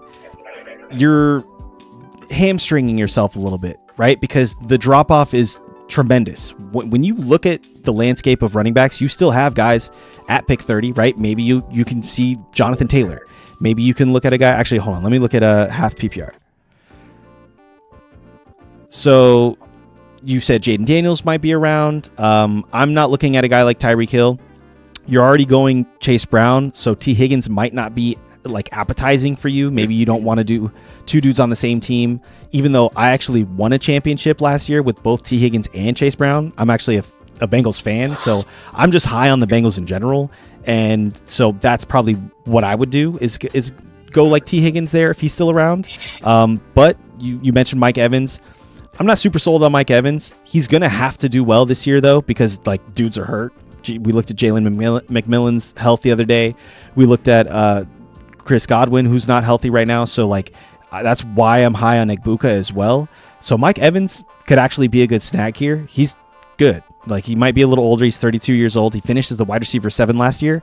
I don't see any reason to believe that this team's going to take such a big step back that like in the third, early third or late third, early fourth round, you're going to be mad at taking Mike Evans. Like I think that's not terrible.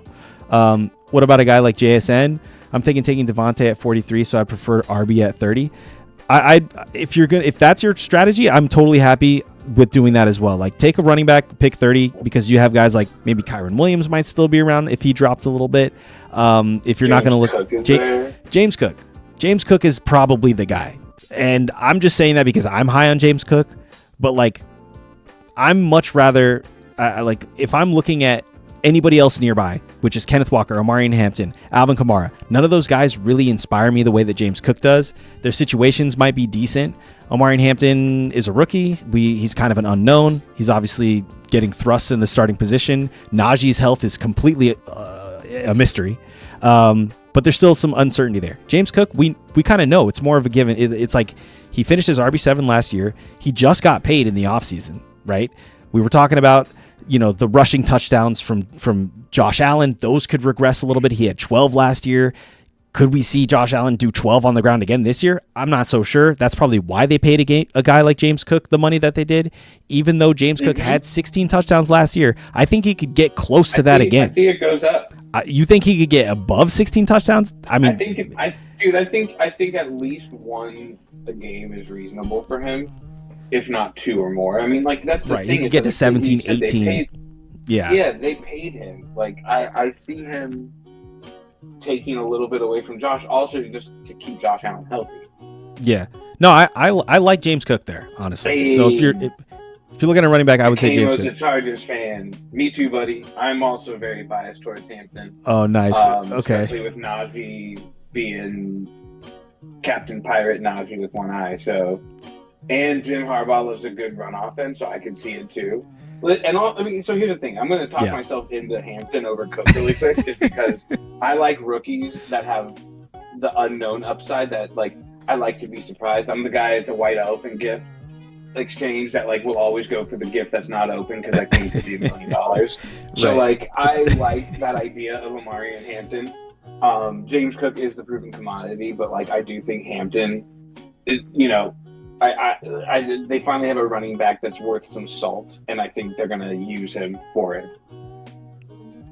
Yeah, I mean, you're not wrong there. Like Amarian Hampton, he's the shiny new rookie. He's the fresh car. You're ready to just get him in your lineup and see what the hell happens. Like I totally understand that. It's really just a matter of like, hey, do you want to root for your team, right? Like that I factor in. I know you shouldn't, but like if your team's good enough to be considered like a good fantasy environment for players, then why wouldn't you? Like I'm a Bengals fan, like I mentioned, and I almost always have to come out of a draft, as much as this might be obvious to my league mates who know me, right, and how I draft. I have to come out of the draft with one Bengal. Like I have to, right? Even if it's like a second string guy. So, that could be like Jermaine, I forgot his last name, but like it could be, which was actually Chase Brown last year and T. Higgins, but T. Higgins was hurt to begin the year, and it was not a good look. I was actually thinking I fucked up on that pick because I actually reached for him. But no, it ended up paying off towards the end of the year, and like that was a good scenario. But I guess my point is, sometimes like if you're a Browns fan, like you're unfortunately not in a great situation to be like picking up players that you want to root for, right? Maybe Njoku, okay. Maybe, if Shador comes out of the dungeon and they finally let him start, maybe it's him. But at least you're a Chargers fan. So Amarian Hampton is a guy who clearly has high draft capital. Like he's going in the same vicinity as James Cook, right? If we're talking about those two guys, we looked at Amari Hampton's tape. It was good. We liked what we saw. And he's a decently big dude, right? Like, I don't know, what was he, like 5'11", like 220 or some shit like that? I got you 1 second. Yeah. So he's definitely like the prototypical back who can catch out of the backfield. We saw him, doing really well in pass catching situations from his college tape. So I honestly see that the upside with him is for sure viable, and there's no reason why like you would, I guess, hesitate if you're trying to go him over Cook. It's just like he's 6'0", 220. 6 foot 220. Damn. So yeah, he's pretty big. So honestly, 50-50 for me with James Cook and Amari Hampton. I would honestly flip a coin. If I'm a Chargers fan, that coin flips itself. I'm going Amari Hampton. You know what I mean? Like, that I think is pretty fair to say. But that said, like, James Cook, we've seen him finish as RB7. Last year he finished RB7, right? Top 10. He's proven that he can do that. So if I'm being completely objective, I'm going James Cook over Amari Hampton. Like I said, if I'm a Chargers fan and I'm a little biased, it's Amari Hampton. But the margin is so slim, I think, there, and maybe it's the margin is more so just like what we've seen James Cook do and what we think Amari Hampton could do. That margin is slim. You know what I mean? So that's what I'll say about that. But great question. I love these questions. I mean, it is draft season, right? There's probably drafts going on all day today.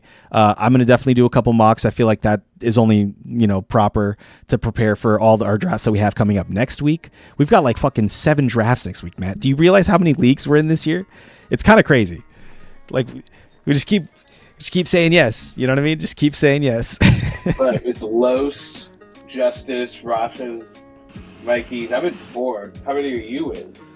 I've got an office league. I've got thank you, I appreciate it. Is there a late round tight end or quarterbacks you really like? My draft is tonight. Hell yeah.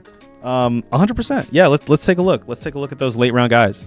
And we're talking like round 10 or later, right? That's what I consider late rounds, right? So we're down here in the late rounds.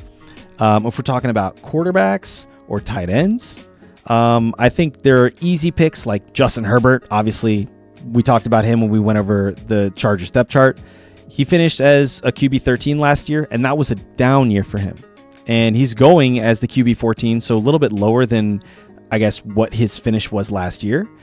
But he's absolutely someone who in the 10th, 11th round, if he slides a little bit, I'm happy to take him as my starting QB. Right? If you waited on QB all the way to here and you get Justin Herbert as your starting QB, I honestly think that's like a pretty solid look. So, because you're hopefully getting guys, super stud dudes that are then also going to be on your bench, wide receiver, running back, stuff like that, that you don't need to essentially, like, you built your depth in other positions that you're not scrambling to build depth, here picking up guys like Joe Mixon and Khalil Shakir and Javonte Williams. You don't want any of those guys. Like, you'd much rather have built that depth early and then be in position to pick up a guy like Justin Herbert as your quarterback. If that's your strategy, I love it. You know what I mean? That's me. What do you think, Matt? No, I agree. I mean, I think he's, looking to have a comeback year after last year. It was kind of disappointing all around. And then in terms of tight ends, like down here, you have like your Dalton Kincaids, your Evan Ingrams. You have people that no one's really looking at that, are viable options. So yeah, Tucker Kraft technically fits that bill as well. I know people are actually pretty high on him. I would just say, like, this is like around here is when I usually look for tight ends. I have in recent years been drafting quarterbacks a smidge earlier because I'm trying to get like a Joe Burrow or someone like solid like that. Right. But I mean, here you have, again, you CJ Stroud down here. Like, you have Jared Goff is one of the guys I pick up, honestly, more often than not. I've had him in like 2 of the last 3 years on my main league, and I've never been like disappointed in having him on my team. He's just a great like backup and could be a serviceable starter as well. I mean, he finished his quarterback 6 last year. That's a QB1. That's a starting QB. And, he wasn't too inconsistent. Yeah, he didn't start off too hot and had some other games down the year, within the year where it was like sub 10 points, only 13 points here, but then his final 3 weeks the fantasy championships and the playoffs and the championship, puts up 41 in Buffalo or against Buffalo at home. Then at Chicago, puts up 25.3. Then for the championship week at San Francisco, puts up 25.8. You know, so he obviously gets put in these big game scenarios and performs. Like, we've seen him do it consistently. The only times where we see him maybe like fumble a little bit at Green Bay, that's a division game, week 9. Like, you know, okay, you're obviously probably not going to want to start him that week anyways. You can see those coming almost.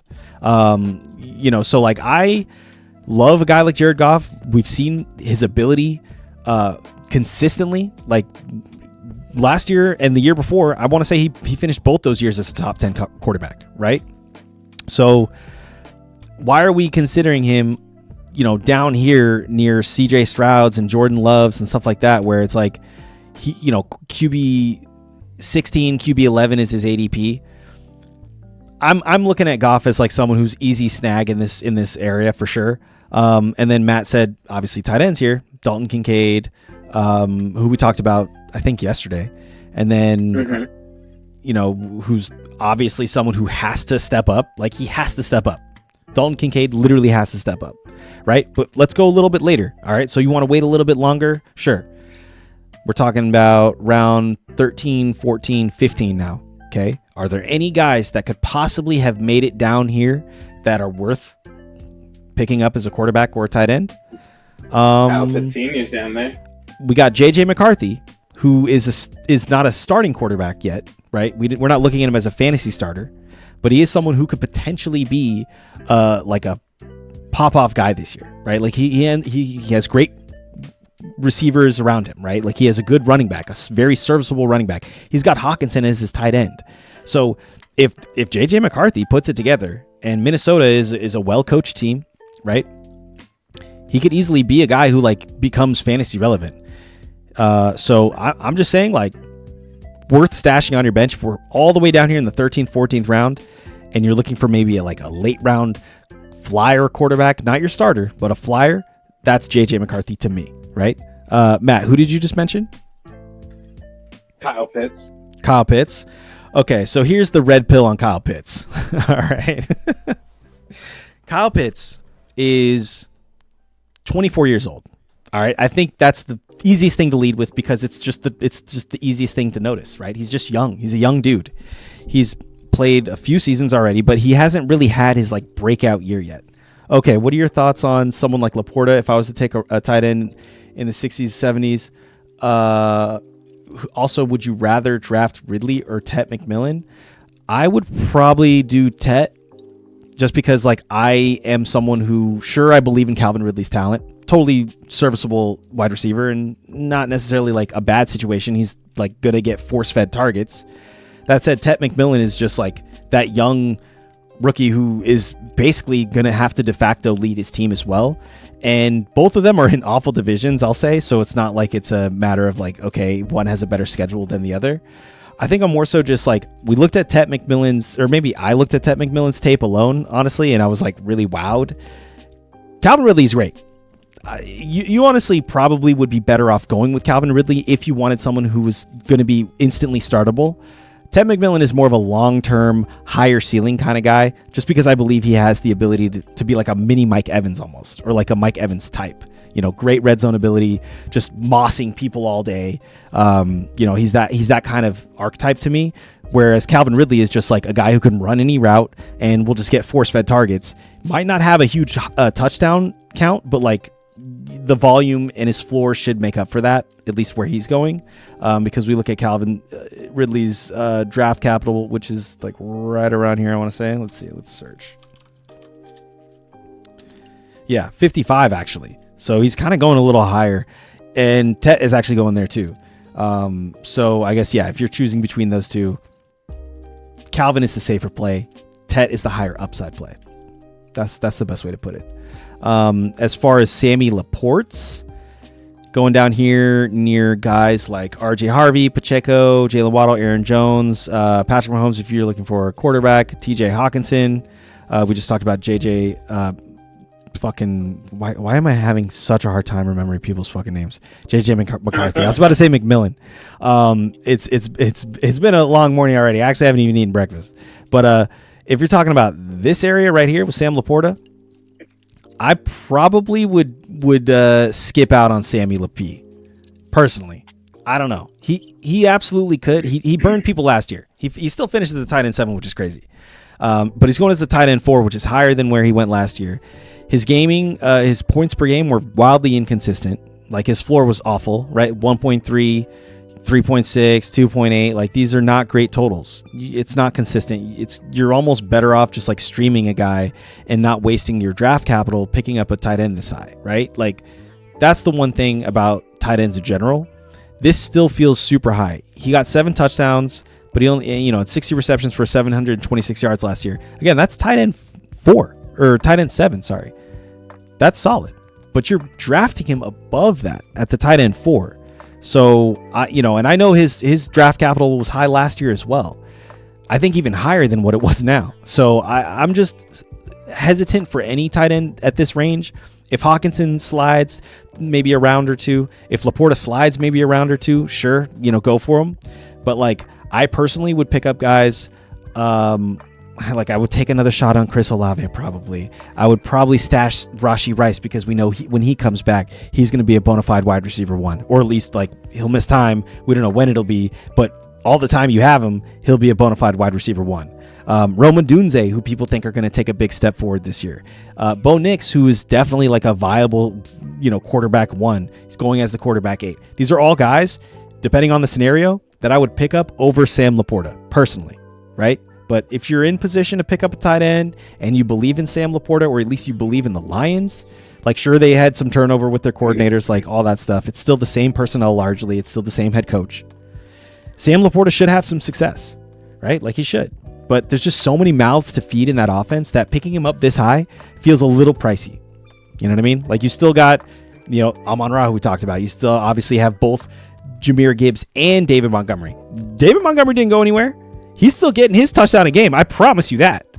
David Montgomery, they will give him that touchdown. Because first of all, he's just so reliable. Second of all, he's only like 20-something years old. And third of all, he just like they love him. They love David Montgomery there. So it's like if those touchdowns are all being divvied up to other guys, like Sam Laporta doesn't look like a guy who can get a touchdown a week for me.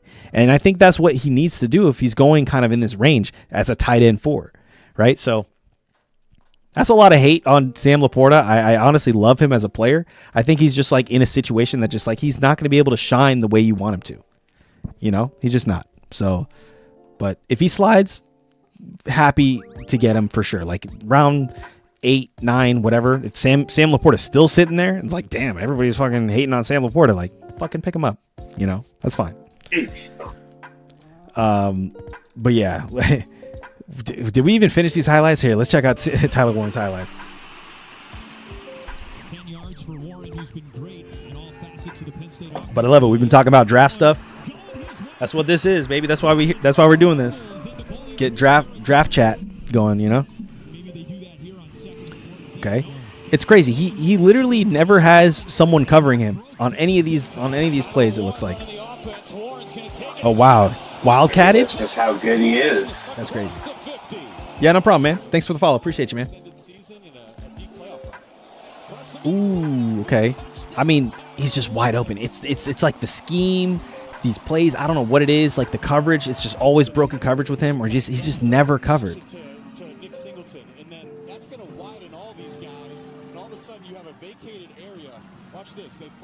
Boom. Wow. Okay. I mean, yeah, that scheme was great. They drew in that safety. Wow. Okay. One hand catch. I see why he was drafted so high in the NFL. Like he's definitely studly. Woo, that was nice.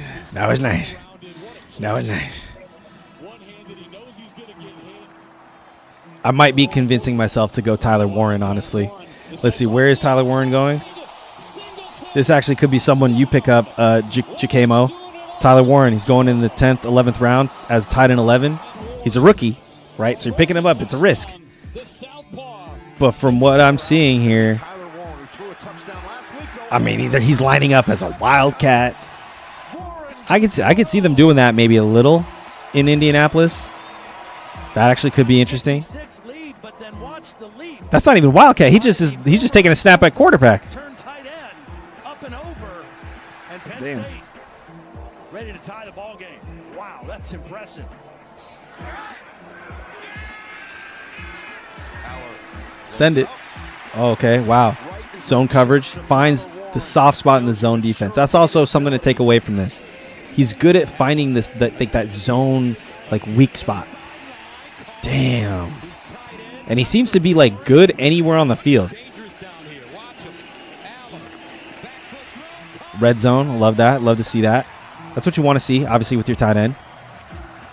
Damn, dude. I mean, it sucks that he's got Daniel Jones thrown to him. He would be so studly if he had somebody better.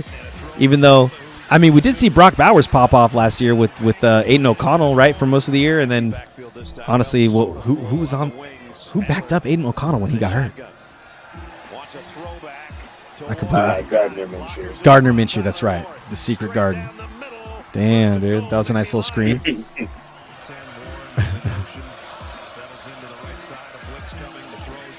Oof. Just completely dodges that tackle. Okay. I'm a Tyler Warren fan, and not just because his first name is Tyler. I'm actually a fan. Yeah, he's passed my test. You did this with Tyler, right? Yeah. Ooh. Damn, that was sick. I got to see that one more time.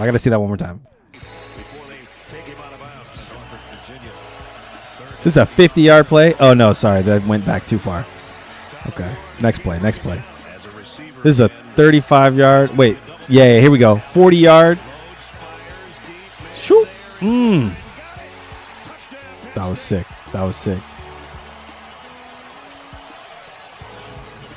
He went up and got that, too. Late hands, too. Are we going to see it again? Yeah, why not? See it in another angle.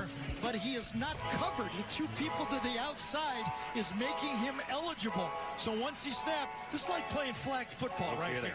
If you go the flag, I mean, it's the schemes. Actually, he did moss that kid, though. Look, he literally pulls it from over that guy's head, dude.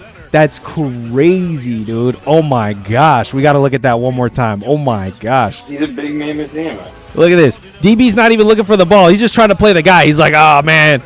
Gets mossed completely, dude. That DB probably got benched right after that. That's a terrible defensive play right there. What a great play by the tight end, by Tyler Warren. Holy shit. You're going to be saying his name a lot next year, I feel. Maybe. We'll see. He's on the Colts, so he obviously has that going for him, or going against him, I guess. So what if Danny Dimes just has a resurgence? Like, it's just the Giants, like, or that stadium is just cursed, like the Jets do. True. I mean, you could see that. It's like Saquon had a resurgence after leaving. True. He did. He really did. Even though he didn't really go anywhere, he just was on a sad team. So we saw the talent though on the field every day. It was sad because they were literally handing him the ball with like 3 defenders already in the backfield. So it was like he didn't have a lot. And he would even he would still get like a positive, yard gain from that, despite the fucking.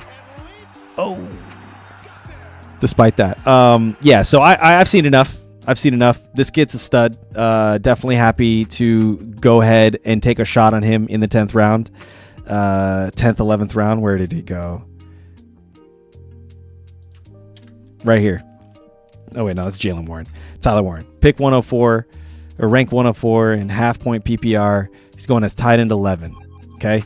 That's high, but I'm willing to take this shot on a kid who has that much talent just because, I don't know, man. I'm in love. I saw a guy just be a stud, and that one moss is all you need to see. Just one moss over a defender's head. Okay, I'm sold. So, but that's about it for the Indianapolis Colts. What do you think? We have 2 more teams to go through, and we're taking our time with these teams, it seems, for sure. But we're hitting them. We're getting there. I think we hit the Colts pretty good. Pretty well. Yeah. Alec Pierce, not worth mentioning. He's off of people's draft boards. Not even talking. Yeah. We talked about Michael Pittman. We talked about Josh Downs a little bit, but he kind of is in the same boat as Michael Pittman and someone who I just truly don't believe in anyways. None of these guys who are backing them up excite me in any way. And Jonathan Taylor is probably one of the only viable guys you can go, other than obviously Tyler Warren, now that we've looked at him. So yeah, that's my Colts assessment. And let's move on to the Jacksonville Jaguars. All right. We're looking at the Jags. Travis Hunter, baby. We got Travis Hunter, which is potentially an exciting prospect. I will say I'm not sold on the Travis Hunter situation just yet. I don't know what they're going to do with him. If he plays any defense at all, I don't want him on my team. And that's not a slight against him. I know, that is crazy. I just don't want to take a guy who's going to be playing defensive snaps as a fantasy guy. Like, he might be great as an NFL, commodity or asset, but like, I don't want him on my squad because it's just more injury risk. And just like, he's just expending energy on the defensive side of the ball. And unless I get points for like tackles or some shit, which I don't know if they'll ever do something like that. Maybe, but like probably not unless you're in like a defensive like player IDP league or whatever.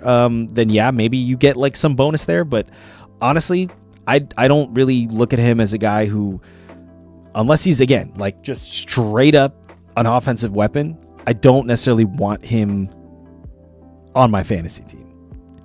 And that might hurt a lot of people's feelings. And I'm not trying to hurt feelings here. I love Travis Hunter. I think he's phenomenal. He won the freaking Heisman for crying out loud, right? Am I making that up? He won the Heisman, right? So, Matt, are you gonna make me look this shit up? He won. Okay. All right, I'm about to say. I was like, you don't make me doubt myself here. I need some fucking acknowledgement to make sure I know what I'm talking about. Okay, cool.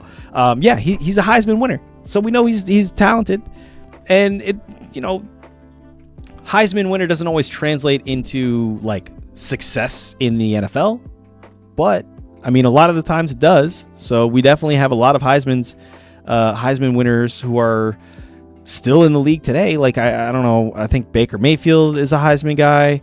I don't think Saquon won it. There was another running back who won the Heisman. Anyways, so like my point being, OJ? Who? OJ? OJ Simpson. I mean, hey, I don't ever want to bring that guy up on a stream. I think you're thinking Reggie Bush. Reggie did. Yeah, there were some other running backs I think that kind of had their opportunities. What? Remember how they took Reggie Bush's away because of like before the NCAA allowed these kids? Oh yeah, he was like taking money for like autographs and shit. Yeah, that's so fucked. Yeah, and he got like a car and like something small, and they were like they threw it at him. Yeah, no, for real. That shit was crazy. So we're looking at Travis Hunter's ADP right now, and it's like fucking pretty high, man. Like, I'm not gonna lie, Travis Hunter going in the 7th, 8th round, down here tier 6, or I guess pick 68. If you want to use those terms. Wide receiver 31. That's still kind of high to me. I don't know. Like, yeah, you could probably see him, and we'll look at his highlights because I want to give him, his time to wow us as well. But like, what we're going to notice is that again, he plays both sides of the ball. So we're going to have to take this with a grain of salt. A lot of his highlights are going to be defensive plays. He's a phenomenal quarterback. Phenomenal, right? Especially in like the college setting. But let's see what he does. Okay, nice. Whew. I mean, he does look really good. He's 6'1", 185. Probably could bulk up a little bit. He's definitely a little thin. That's a little bit of a push off, but I mean, if he can, nice. And he gets 2 feet down. That's what you like to see. He gets both feet down. That's pretty intense. That's pretty impressive. Damn, I remember seeing highlights of this catch. That was definitely one of his best catches of the year for sure. Ooh, fights through the DB. No push off necessary, bro. Okay, there's a defensive play right there. Nice. Ooh, damn, takes a big hit, but hands onto the ball. That's what we like to see. Yeah. Catches in traffic. Could have taken a big hit there. Wasn't afraid of getting hit. I like that. Easy, nice, quick slant route. That's my favorite route in the NFL, in the game of football. Wow. Okay, that's a nice pick. Damn, he ran that receiver's route for him, dude. He did it straight Darrelle Revis. Inside the 45. Second and 4. Sanders again fires. Damn, that DB totally misjudged that route, or he hit him with such a fucking sick hezzy that DB had no chance or no opportunity or no choice but to just bite on it. Let's watch it up here. Second and 4. Oh, we don't see the move. We just see the bite. Damn, we just see the aftermath. Man, I wish we could have seen that in real time. I mean, he's great yards after catch is what I'm seeing. Obviously, this is, just all of his highlights, but he's definitely getting us. He's getting me excited for potentially picking this guy up. That said, I think he's still going a little too high. I'm excited for him. Forces a fumble. In our league, we get to keep people, obviously. So I'm keeping BTJ, and I love this idea of a guy opposite of BTJ. Oh my god, it makes me so fucking happy, dude. Yeah. Like Christian Kirk was like okay, but like he wasn't great. That's what I say. Like he takes a little bit, but like he doesn't produce enough to be like scary where people will like he just pulls passes away instead of being super scary. Right. So like I want Travis Hunter to be like that deep threat and like dude. I want volume from BTJ.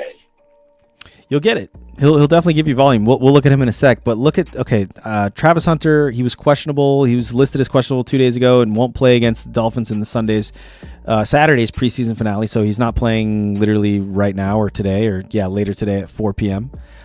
Which is fine. Whatever. It's still preseason.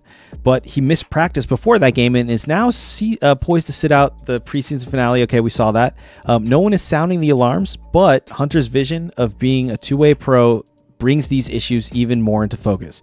Right. So what was the problem here? I don't think he can be, dude. I don't think he can either. I don't know. I don't think I just don't want him to. As much as he might want to, I just don't think it's the best choice for him. So, and that team will likely stop him, I hope, right? That coach has to. Head coach Liam Cohen, previously Senators. It's a bad business decision. That's the problem. Yeah, exactly. I don't even think the owner would want that, right? Cohen isn't concerned about Hunter's absence, telling reporters that he's focused on getting the number 2 pick ready for the season kickoff. I was being smart for the next few weeks. Ultimate goal is Carolina in week 1. That's top of mind right now. We're moving in the right direction. Okay, so the coach added that Hunter would be healthy enough to play in the game if they did need him. Okay, so interesting. I guess, he returned to practice to a limited capacity earlier this week, so that's good. But he's obviously being held out. So I think it's just nothing to worry about.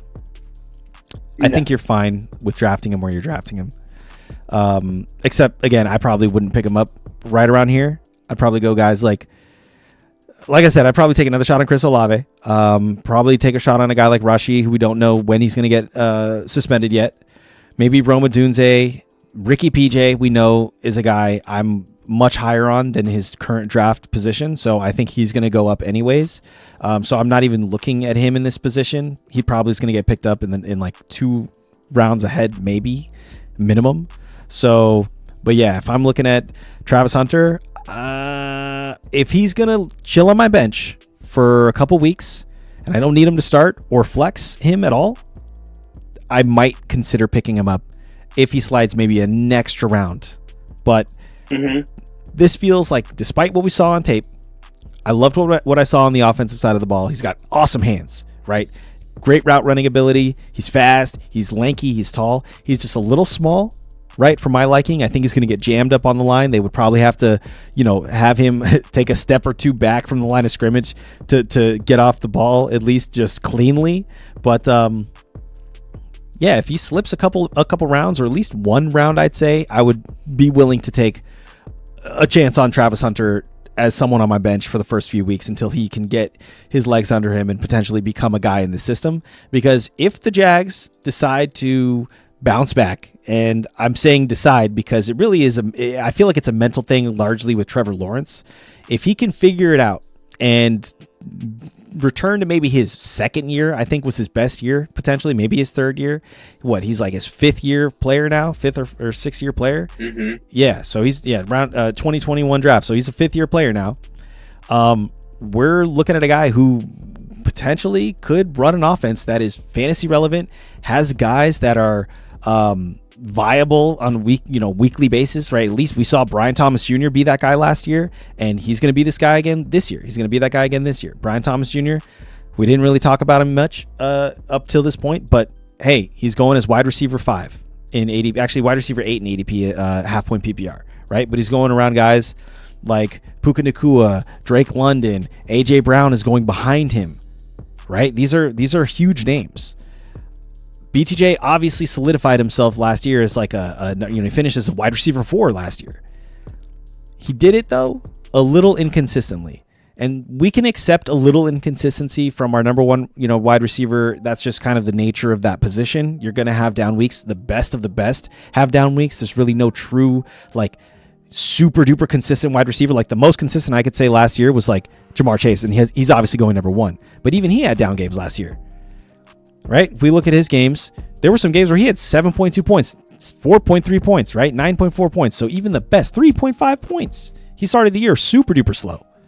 So even the best wide receivers have down weeks. And so we can give BTJ a little bit of like a pass on some of these, but like, maybe it was because of his rookie year. Obviously, he's a second year guy. Hopefully there's no sophomore slump incoming. I don't expect there to be one, but like, there were stretches where he was giving you 4.2, 1.2, 8.6, and then it was a bye week. So for 4 straight weeks, you couldn't rely on him to like win you anything, right? But then after that, he went 5 straight weeks of double digits, basically. That one game of 8.6, but after that, it was like he balled out. Yeah, no, you're right. Our championship week against, like in the championship game, he put up 16.9. Yeah, no, you're right. You're right. And this is a half point PPR, I believe. So he even would put up more. He had 7 catches on 91 yards and a touchdown. So, and in our league, if you hit 100, you get an extra bonus 3 points. So, and he seems to hit 100 quite a bit. He had 1, 2, 3, 4 games actually. So not too frequently. 4 in but he got close. With 5 games total of 100 plus, like right. And then and he had 3 to finish out the game throughout the season, basically. 86. Yeah, he gets up there 91. quite often. Like, yeah, like over 60 is consistent. And this is the one big takeaway I think from after the bye week last week. He had no less than 10 targets each game after the bye. After their bye in week 12, he jumped up to his first time getting double-digit targets and then never went back. So I think that's when I was like, that's when it was hot. It was like, dude, they know he's the number 1. 100%. So I actually like him a lot. I think it's a shame that you get to keep him in the 8th round, 4th round this year. Fourth round. So it's not like it's not the best keeper, but it is a little bit of value's value. Value. But he finished as the wide receiver 4 last year. I think he could easily outperform this ADP as going in the wide receiver 8. So, go ahead and grab him. You're basically grabbing him as like your wide receiver 1 if you went running back in the first round, or you're grabbing him as your wide receiver 2 if you want to go wide receiver in those first 2 rounds, which if you're looking at Amon-Ra and Brian Thomas Jr. or Puka Nacua and Brian Thomas Jr. as your first 2 guys, that's pretty solid. And then maybe obviously you're like risking it a little bit with running backs because you're looking at maybe James Cook or Alvin Kamara later on. But honestly, James Cook is a fine RB1. Alvin Kamara I'm not too mad at in PPR settings, PPR formats. But like after that, it drops off a hill with Breece Hall and actually Chuba going this low. That's the problem. Chuba should be up here. I don't know why Chuba's down here. I don't agree with these rankings. Running backs drop off real hard. Yeah, so that's the risk you're taking if you go back-to-back wide receivers. But BTJ is definitely a fine wide receiver 1. Like if you went CMC or Derrick Henry and you get Brian Thomas Jr. as a wide receiver 1, you're fine with that too. You know what I mean? That's fine. Yeah. Okay. Travis Etienne, his ADP, I don't know how it's not just off a fucking cliff already. How do you spell his name? Right there. It is. Well, it is compared to his draft capital last year, but like this is still way too high for me in my mind for a guy like Etienne. Where's Tank Bigsby going? because I think that's actually the more interesting thing. Just after him, basically. Yeah, you're right. So Etienne is up here, and Tank Bigsby is going down here. So actually a couple rounds back, which is kind of wild to me. I think Etienne and Bigsby should be ranked a little bit closer. If anything, I think Tank, they should be flipped, personally, right? I think Tank should be up here. Etienne should be down here. I think this is just like a draft chart issue or depth chart issue. I think this is just like technically Etienne's on the lead back position in the depth chart, and then Tank is down here as the backup. But I think when we get into the season and we start going through the motions and they start running with the hot hand, I think it's going to be Tank Bigsby more often than not. That's the hot hand over Travis Etienne, because clearly what we're expecting here, it's a committee. So both of these draft capital, I guess, is depressed, right? Their draft stock is depressed because neither of these guys have the role to themselves. That said, Travis Etienne, we know he has an injury issue. Last year, I think he missed some time. Let's actually take a look at, get this out of here, and this too. Etienne's up here. Oops, that's Evan Ingram. Travis Etienne missed like 2 games here. So, but he might as well have missed like more than that. He barely cracked double-digit points like once, maybe twice if you're looking at PPR. But he had one game where he had 6 catches on 7 targets for 43 yards. But he didn't really quite reach those numbers again until maybe week 14, where he had 4 catches for 50 yards. So like you can't really rely on his pass catching ability. And then if we talk about and his rushing numbers were awful too. Like he had no more than 15 carries in any game, and his average was almost in the gutter. 3.7 yard average is not terrible, but like if you look at these games, it was very inconsistent. And the games where he did have a good average, like no touchdown. He only had 2 touchdowns on the year, and they both came in the first 2 games. So it's like, I don't know what the hell's going on with him. I don't know if they're actually wanting to go back to him this year. Let's see what this guy says. He had incredibly disappointing season last year.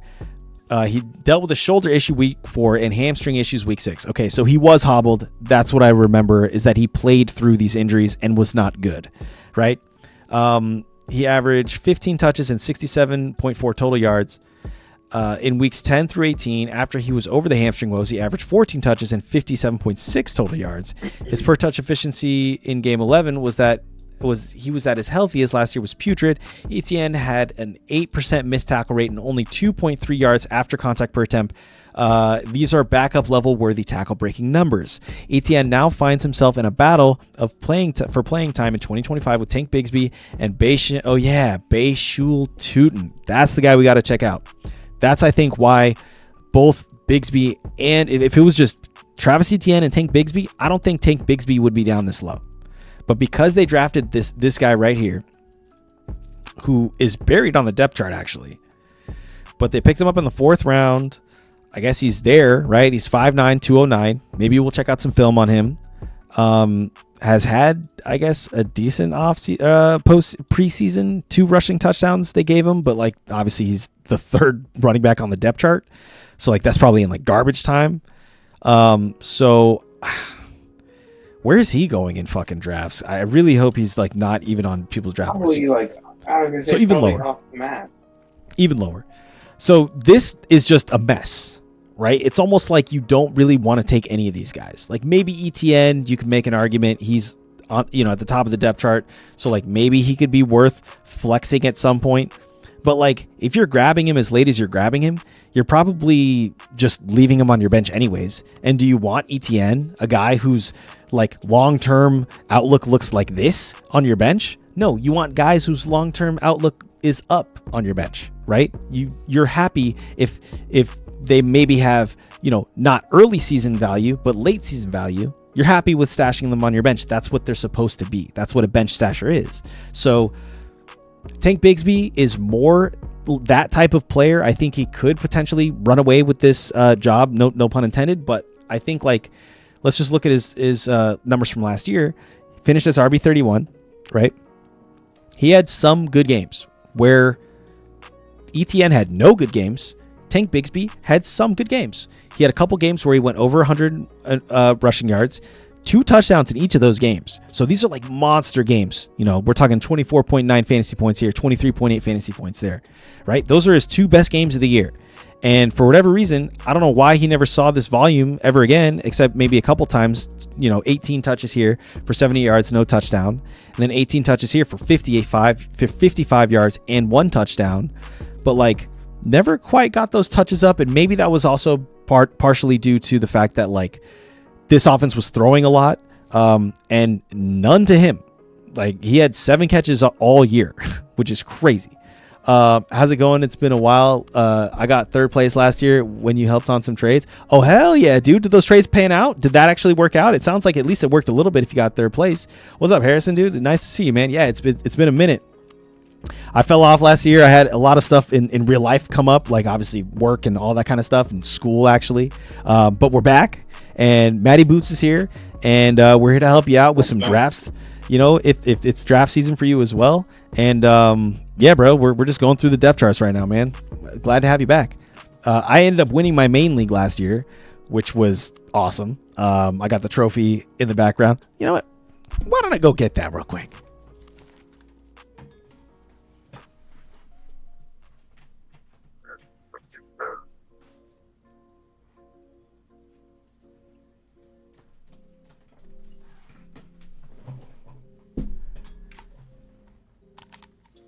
I actually should put this like in the background or something like that. But check it out. Hey, Los League champion, baby. That's what I'm talking about. Hey, thanks, Tiger, for the follow. Appreciate you, man. But yeah, I'm gonna put this over here for now. I gotta find a little shelf or something to put that in the background so it's at least visible. You know what I'm saying? That's a huge trophy. It's pretty big. I feel like we've had bigger ones in the past. This was definitely pretty big. I gotta engrave it with all the people who've won. I still have my name on there from the first time I won it back in 2012. But yeah, this is the championship, the champion you're looking at right now. Who's winning? Chase, Kyron, or Caleb versus Neighbors, or Bucky and Baker?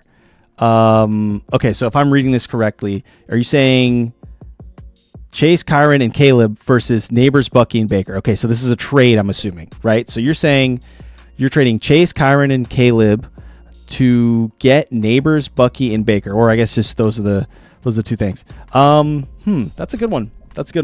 I would say obviously you're giving up Chase, who's like the number 1. Oh no, you're receiving Chase. Okay, nice. So you're giving up Neighbors, Bucky, and Baker, and you're getting Chase, Kyron, and Caleb. Caleb is probably the throwaway for me there. I don't necessarily believe in him. I think obviously Baker Mayfield is much more serviceable of a wide receiver, but you're also getting Kyron, who's a great running back, and you're also getting Jamar Chase. So I think if you have a backup quarterback that you can rely on that's not Caleb Williams, then great, do it. But if Caleb Williams is going to be your starting quarterback, I would say hold tight to Neighbors, Bucky, and Baker, because Bucky and Baker are going to be awesome together. You know what I mean? I know they're on the same team, obviously, but that team's going to score a lot of touchdowns. Like they did it last year. I'm really high on Bucky this year. And Neighbors, I think, is solid as well. And I think he could obviously, despite having a rookie quarterback this year, or well, it is going to be Russ maybe to start the year, but once Jackson Dart starts, theoretically, that would be a little bit of a learning curve for them. But Neighbors is still someone who's like good enough talent-wise that you're fine with having him as like one of your top guys. So yeah, no, you picked up Jordan Love on the waivers? Okay. Then I think I would be fine with doing that then. Because I love Jamar Chase. I'm a Bengals fan, so I'm a little biased there. And Kyron Williams is solid. So if you keep Caleb on your bench and you have Jordan Love as like your starter for now, if Caleb Williams gets it together, like it puts it together, like I could see him actually becoming fantasy relevant. He had some fantasy relevant days last year, or weeks last year, right? Like we know there were some weeks where you could actually play Caleb Williams and be okay, but he was not consistent in any way. He was more of like a matchup guy. So like I would be hard pressed to trust somebody like that as my starting quarterback. But if you have Jordan Love, I think you do this trade personally, given that situation. This year, I'm in a 32-man. Damn, 32-man. Holy shit, dude. Have been cooking. My team is CD, AJ Brown, Monty, Terry McLaurin. Okay, that's cool. Hunter Henry, Matthew Golden. Nice. You got some stashers. Luther Burden, Austin Eckler. Nice, dude. Yeah, no problem, Tiger. Thanks for the question. That was fun. Damn, Harrison, 32-man league. I don't think I've ever done that. I've done a 16-person league before. Shit. 32 is wild, bro. That sounds kind of fun, actually. But you just basically you're an NFL team basically at that point. You just get one quarterback, one running back basically. You're like, I don't know. It's deep for sure. You're probably that's insane. You're the first team. Nice, dude. Nice. I don't know how you got all those guys. If you're in 32 team league, all those guys ended up falling to you somehow. Like CD, AJ Brown. You got David Montgomery. I guess you don't have another running back. Oh, Austin Eckler is not bad. Yeah. No, that's cool. That's cool. Nice, dude. That's sick. That sounds sick. Many trades. Oh, okay, nice. I see. There you go. That's how you build. That's actually a good way to build before the season starts. Is just trade. But you got to be in a trade friendly league. We are not a trade friendly league. Like Matt can tell you. We are not a trade friendly league. We average like 0.1 trade per year or something. We veto trades that we deem as unfair. But like any trade at the base is going to be a slightly unfair trade to someone because like if I need, I don't know, a running back really badly and I give up like a really good wide receiver because I have a shit running back, like on paper I lose, but in theory I win. Yeah, in theory. Like, I mean, like last year, for example, I had Neighbors, AJ Brown, Reed, and BTJ. And Waddle. I could have traded one of like AJ Brown for a better running back, and he probably wasn't going to be like a Saquon, but it probably would have been decent. But our league would have vetoed it, being like AJ Brown's so much better. That's so unfair. Yeah, probably. Yeah, we're very bitter in our league. We don't like trades, and especially if they're going to make both teams better. The rest of the team, the rest of the league's like, nah, what the fuck are you doing? Fuck that. We're not going to let two teams get better off of this trade. So that's largely why it's not fair. It's not fair at all. I think we need to implement with trades again in our league now that what, just commissioner veto? You're just going to leave it up to me? No, commissioner veto in the sense of like two sound adults are making a trade. Like nobody's colluding in our league anymore. Everyone's here to win. I don't know. Like, you are of sound mind. Two sound adults trade. That's fine. That's true. We do have like good sports. We don't have the dad and kid combo anymore. Which is the reason this got made. Yeah. No shade to them because we're just trying to bond. We get it. Like they were. That's your fine, dad and a kid in a league. That's why the rule was made was that we were able to veto that kind of shit because it went down the back room.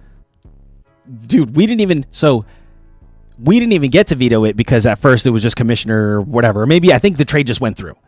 And then we ended up having to reverse it and also changing the league rules to vetoing because that whole fiasco went down. So yeah, it caused quite a bit of a ruckus. But yeah, let's check out this guy Bayshul Tutin's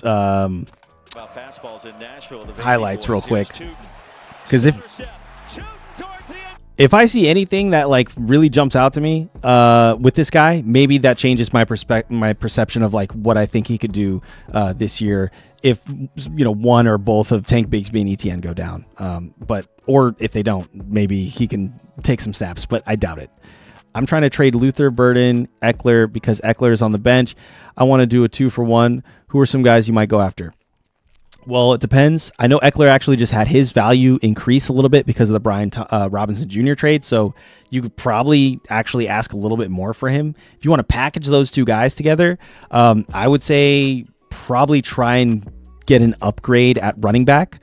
So if you're packaging those two guys together, maybe you could reach for a guy like, let's see, what running backs are in that range?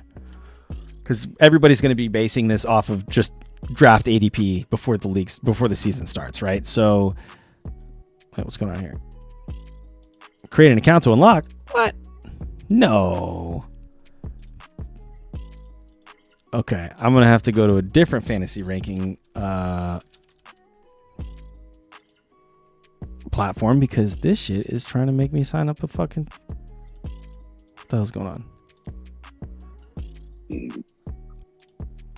Oh, this is annoying. Hold on. Stand by. Fantasy running back rankings. All. I guess we'll go to ESPN.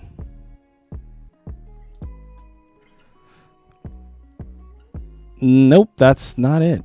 Okay. Fantasy Pros, that's what I'm on, I thought. Okay, it's going to make me do the same shit. Dude, really? CBS Sports, please tell me you can do this for me. Okay, you know what? Fuck it. This is what I'm going to do. I'm just going to search for Eckler. He's down here. Okay, let's see if we can get some upgrades on running back, okay? So we're going up the list. Tank Bigsby, nah, we want to shoot higher. Eckler might actually end up being drafted over these guys anyways because of just the Brian Robinson trade. And yeah, so we're talking about Jaylen Warren. No, I want to go a little bit higher. Tyrone Tracy, maybe we're getting into that range. Now we're talking about Aaron Jones. Okay, this is probably about where you could start asking for a 2-for-1 deal, right? RJ Harvey, if you want to, rookie who's like potentially, I mean, we looked at him. He's a little bit smaller, and I don't know if... Isn't Quinshon Judkins right around here? Quinshon Judkins? Where is Quinshon Judkins? Dude, that guy's going to be a stud. No, Judkins is way down here, so actually right around where you drafted Eckler. So yeah, maybe you could do a 1-for-1 Eckler for Judkins, but I probably wouldn't because Quinshon Judkins we know is probably going to take a little bit of time to get started. Just to get going fantasy relevancy wise. But yeah, so like I'd say the cutoff is about Pacheco or RJ Harvey.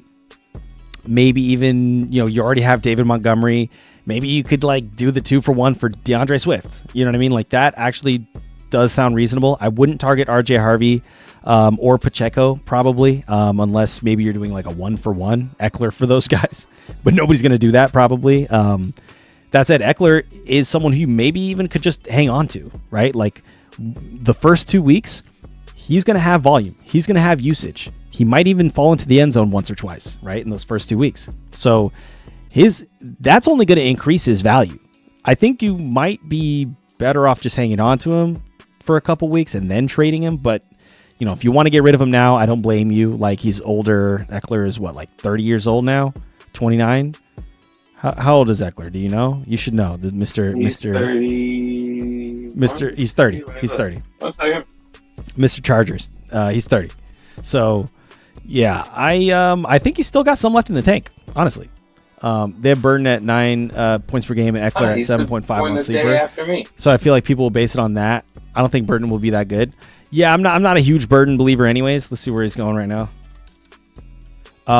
Okay, so he's going down here. I mean, it's just, do you believe in Chicago, right? You have to believe in Chicago to believe in a guy like Burden. That was the problem with Roma Dunze last year. Doesn't matter how good they are on film, or just, draft prospect wise in the NFL, they have to still have a decent situation for them, or, around them, to be fantasy relevant for us, right? So I don't necessarily think Caleb Williams is like the truth. I don't know if he's even a guy who can sustain more than one fantasy relevant pass catcher at a time. It could be Cole Kmet 1 week. It could be Roma Dunze another week. It could be this guy, right? We don't know. But at the same time, like I don't know enough about this guy particularly. I haven't watched his film yet. We'll take a look at his film when we go through the NFC North. But like, he doesn't strike me as someone, just based off his situation alone, that I would want to like stash and hold on to. You know what I mean? Like I want high upside guys on good teams, and that's why you're trying to trade them. Exactly. So if you can do a package trade with Eckler, Luther Burden, right? You get someone like, let's take a look again. No, you're not going after Joe Mixon, I don't think. Maybe Zach Charbonnet, actually, right? That's actually not a terrible upgrade, but, again, it's Zach Charbonne's relevancy is based off of if Kenneth Walker goes down, which he typically does, but like it's still a committee. So maybe if you're looking at somebody else who you want to target, right? Like, because again, no matter how much shade you might have for Austin Eckler, he's still the guy now in Washington. He proved it a little bit last year. Let's see what his stats were last year. Eckler is down here, right? Did we pass him? I swear it's like they just fucking disappear. Okay, Eckler's down here. So he finished as RB 36, but let's look at his game log. So there were games where I don't know if it was because game script or because maybe Brian Robinson was hurt or somebody in that backfield was down or something like that. But Eckler had some moments where he shined, and he's reliable in the pass game as well. Let's take a look. There was one game where he had 8 catches for fucking 89 yards, right? That's crazy. Okay. In PPR, that's incredible. That's literally like a 17-point game or something like that. So that's always what he was on the Chargers. He was always the wheel route out. Right. And so he does that relatively consistently, I'd say, when he's like the focal point of the offense. And we know that, Terry McLaurin is still technically not signed, or at least not showing up. We don't know what it's still unresolved there, right? They just traded away Brian Robinson Jr. Okay, so that's now 2 guys who one's gone, another guy is a little uncertain. If we start this season and they don't have Terry McLaurin, you could look at like 8 target games for Austin Eckler, right? Like 5 to 8 targets for Austin Eckler per game. So I don't know, man. Like that's valuable for me, at least again at the beginning of the year. I would say, yeah, I understand the urgency of trying to get rid of Luther Burden, because the longer the season goes, the more people are going to realize like, hey, this guy doesn't really have any upside. So I understand that. And trying to package him with an Eckler right now, who people are probably more hot on Eckler than they've ever been for the leading up to this year, then I understand that as well. That said, in a 32-man league, Austin Eckler is a valuable commodity. He is a starting running back for you, right? Like he's your RB2, right? Behind your other guy who I completely am blanking on that you showed me, Monty, right? Behind David Montgomery. Those are 2 pretty solid running backs. Like I don't think you would want to get rid of Austin Eckler unless you're getting somebody as equal value or greater in return if you're giving up Luther Burden as well. So that's kind of my like mini red pill on Austin Eckler. I think it's a little shameful that he's going this low. I think he'll definitely see a boost in the next like week or so, even as early as today. People are starting to catch on. They're probably drafting him higher than this already, right? Especially with the Brian Robinson Jr. news. So, keep an eye on Austin Eckler's value. I think it's important to gauge his value properly if you're going to try and trade him away. And that being the case, unless you're going to get like, again, someone like maybe in this area, DeAndre Swift,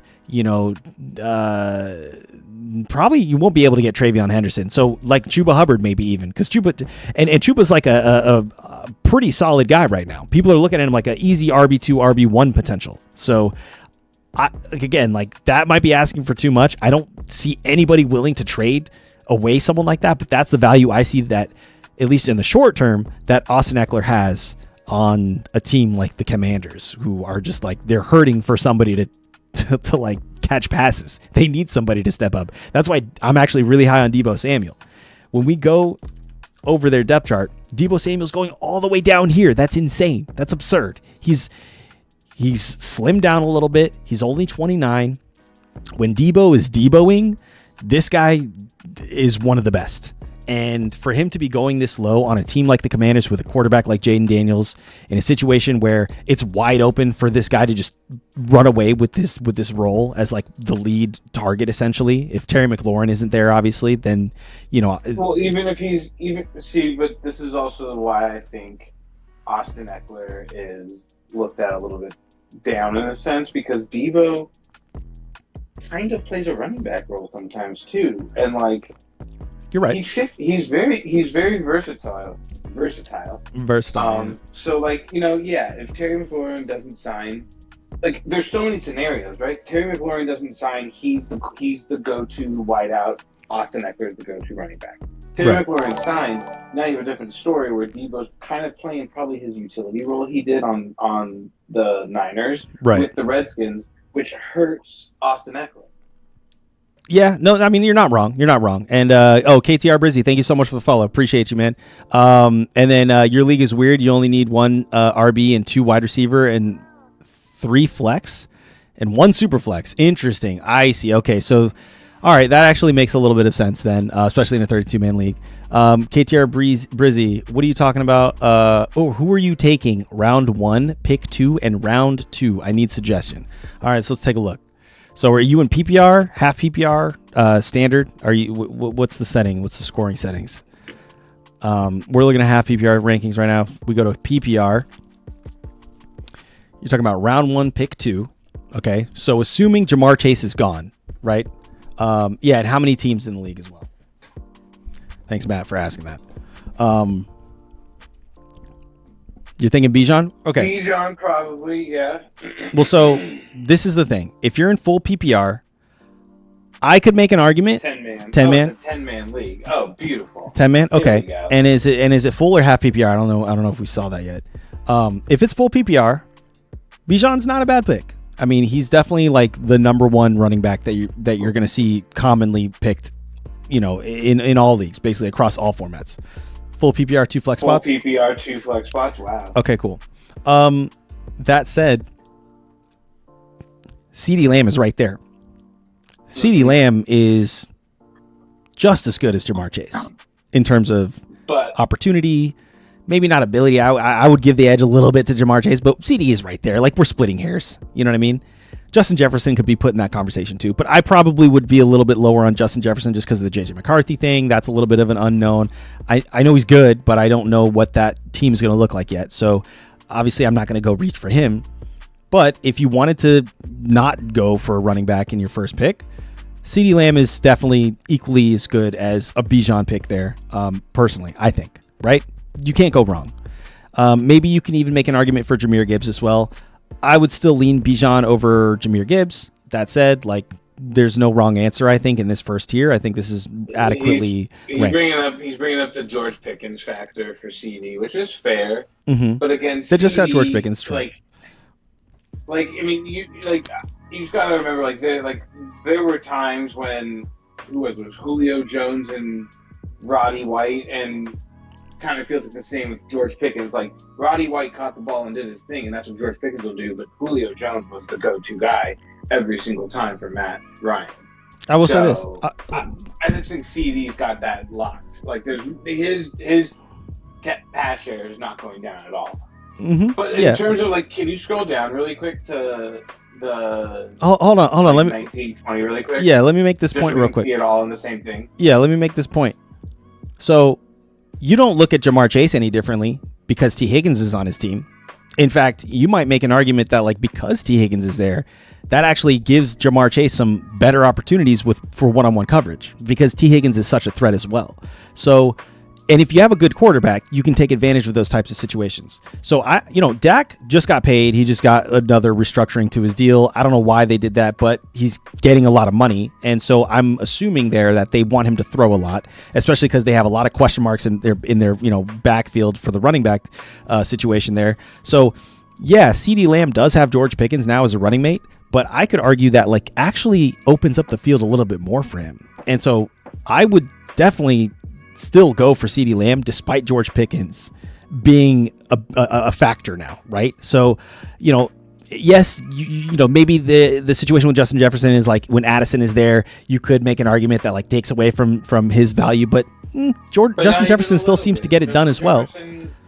Yeah, but hold on. But here's what I'm. So what are you about to say? Yeah.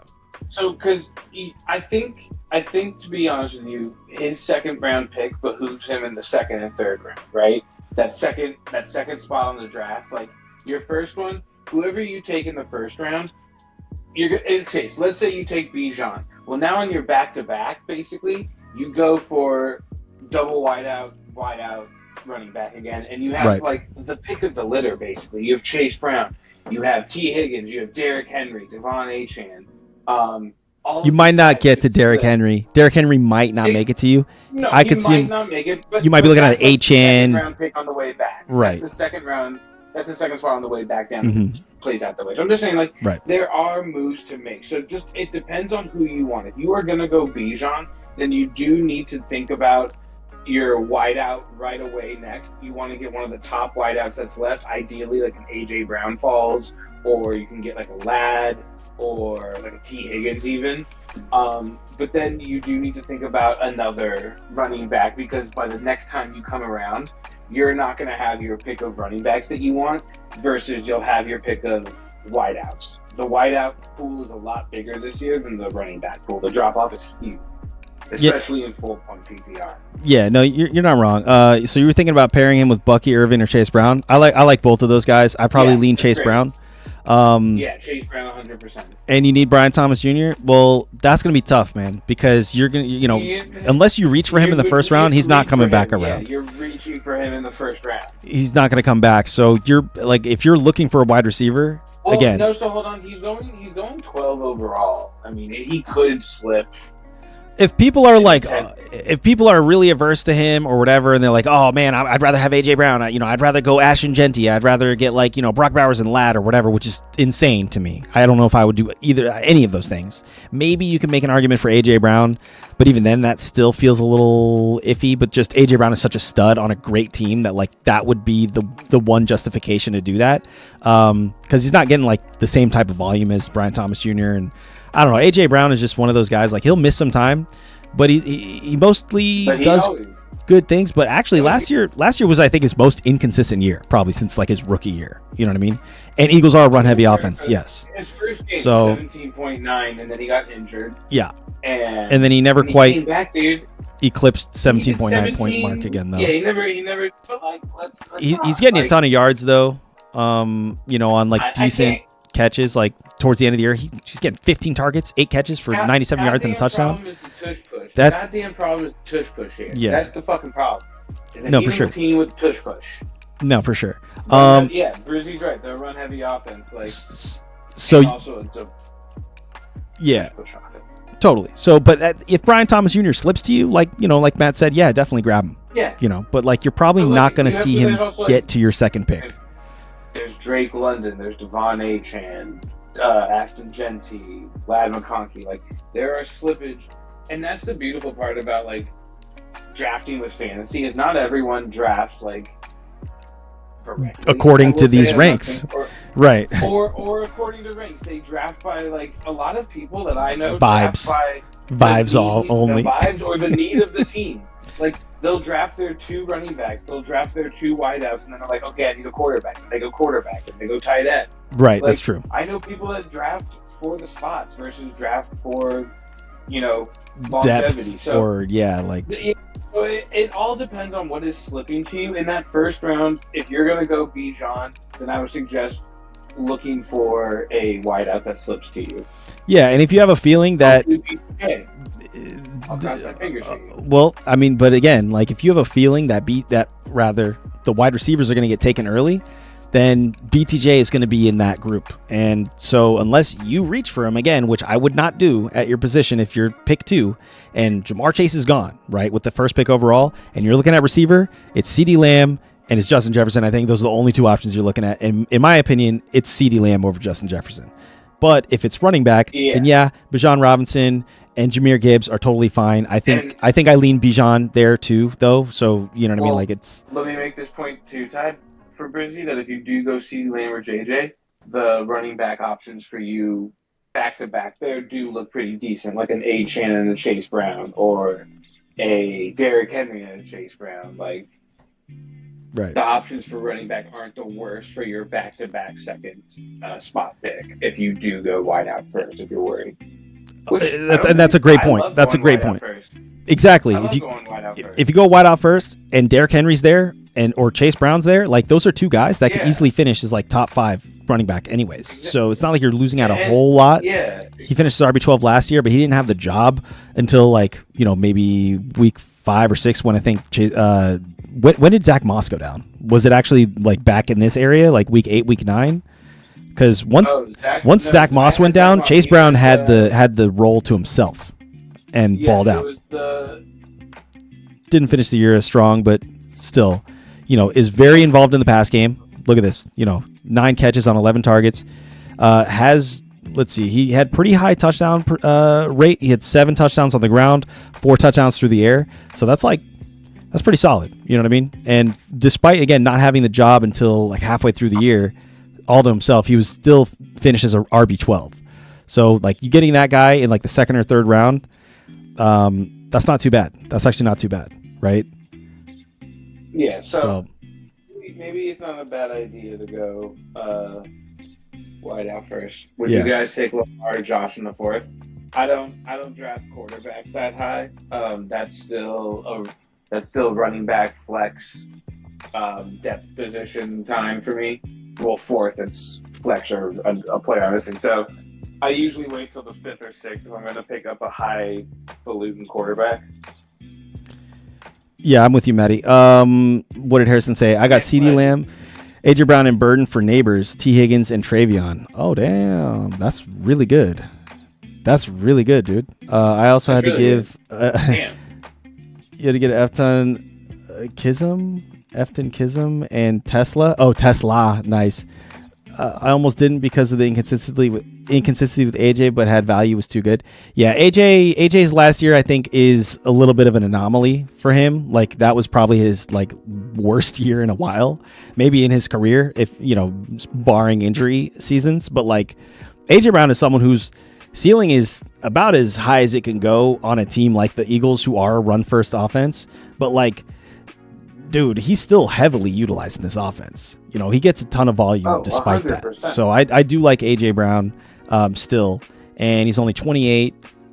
Finished as a wide receiver 12 last year, but again, that was after missing some time as well. So like, you can probably assume some of these down games will come just inevitably based off the style of this team. But like, I think he hits higher ceilings than last year. He had multiple games. Let's see, 116 yards here, 109 yards here, 109 yards, 110 yards. So 119 yards to start off the season. So like 5 out of the 14 games or so that he played is all 100 yards games over plus 100 yards. That's fucking solid, man. That's solid. I didn't play week 18. That's what I thought, but some people will try to shake it up. True. I mean, listen, if Josh Allen slides to like the 4th or 5th round, by all means, go get Josh Allen.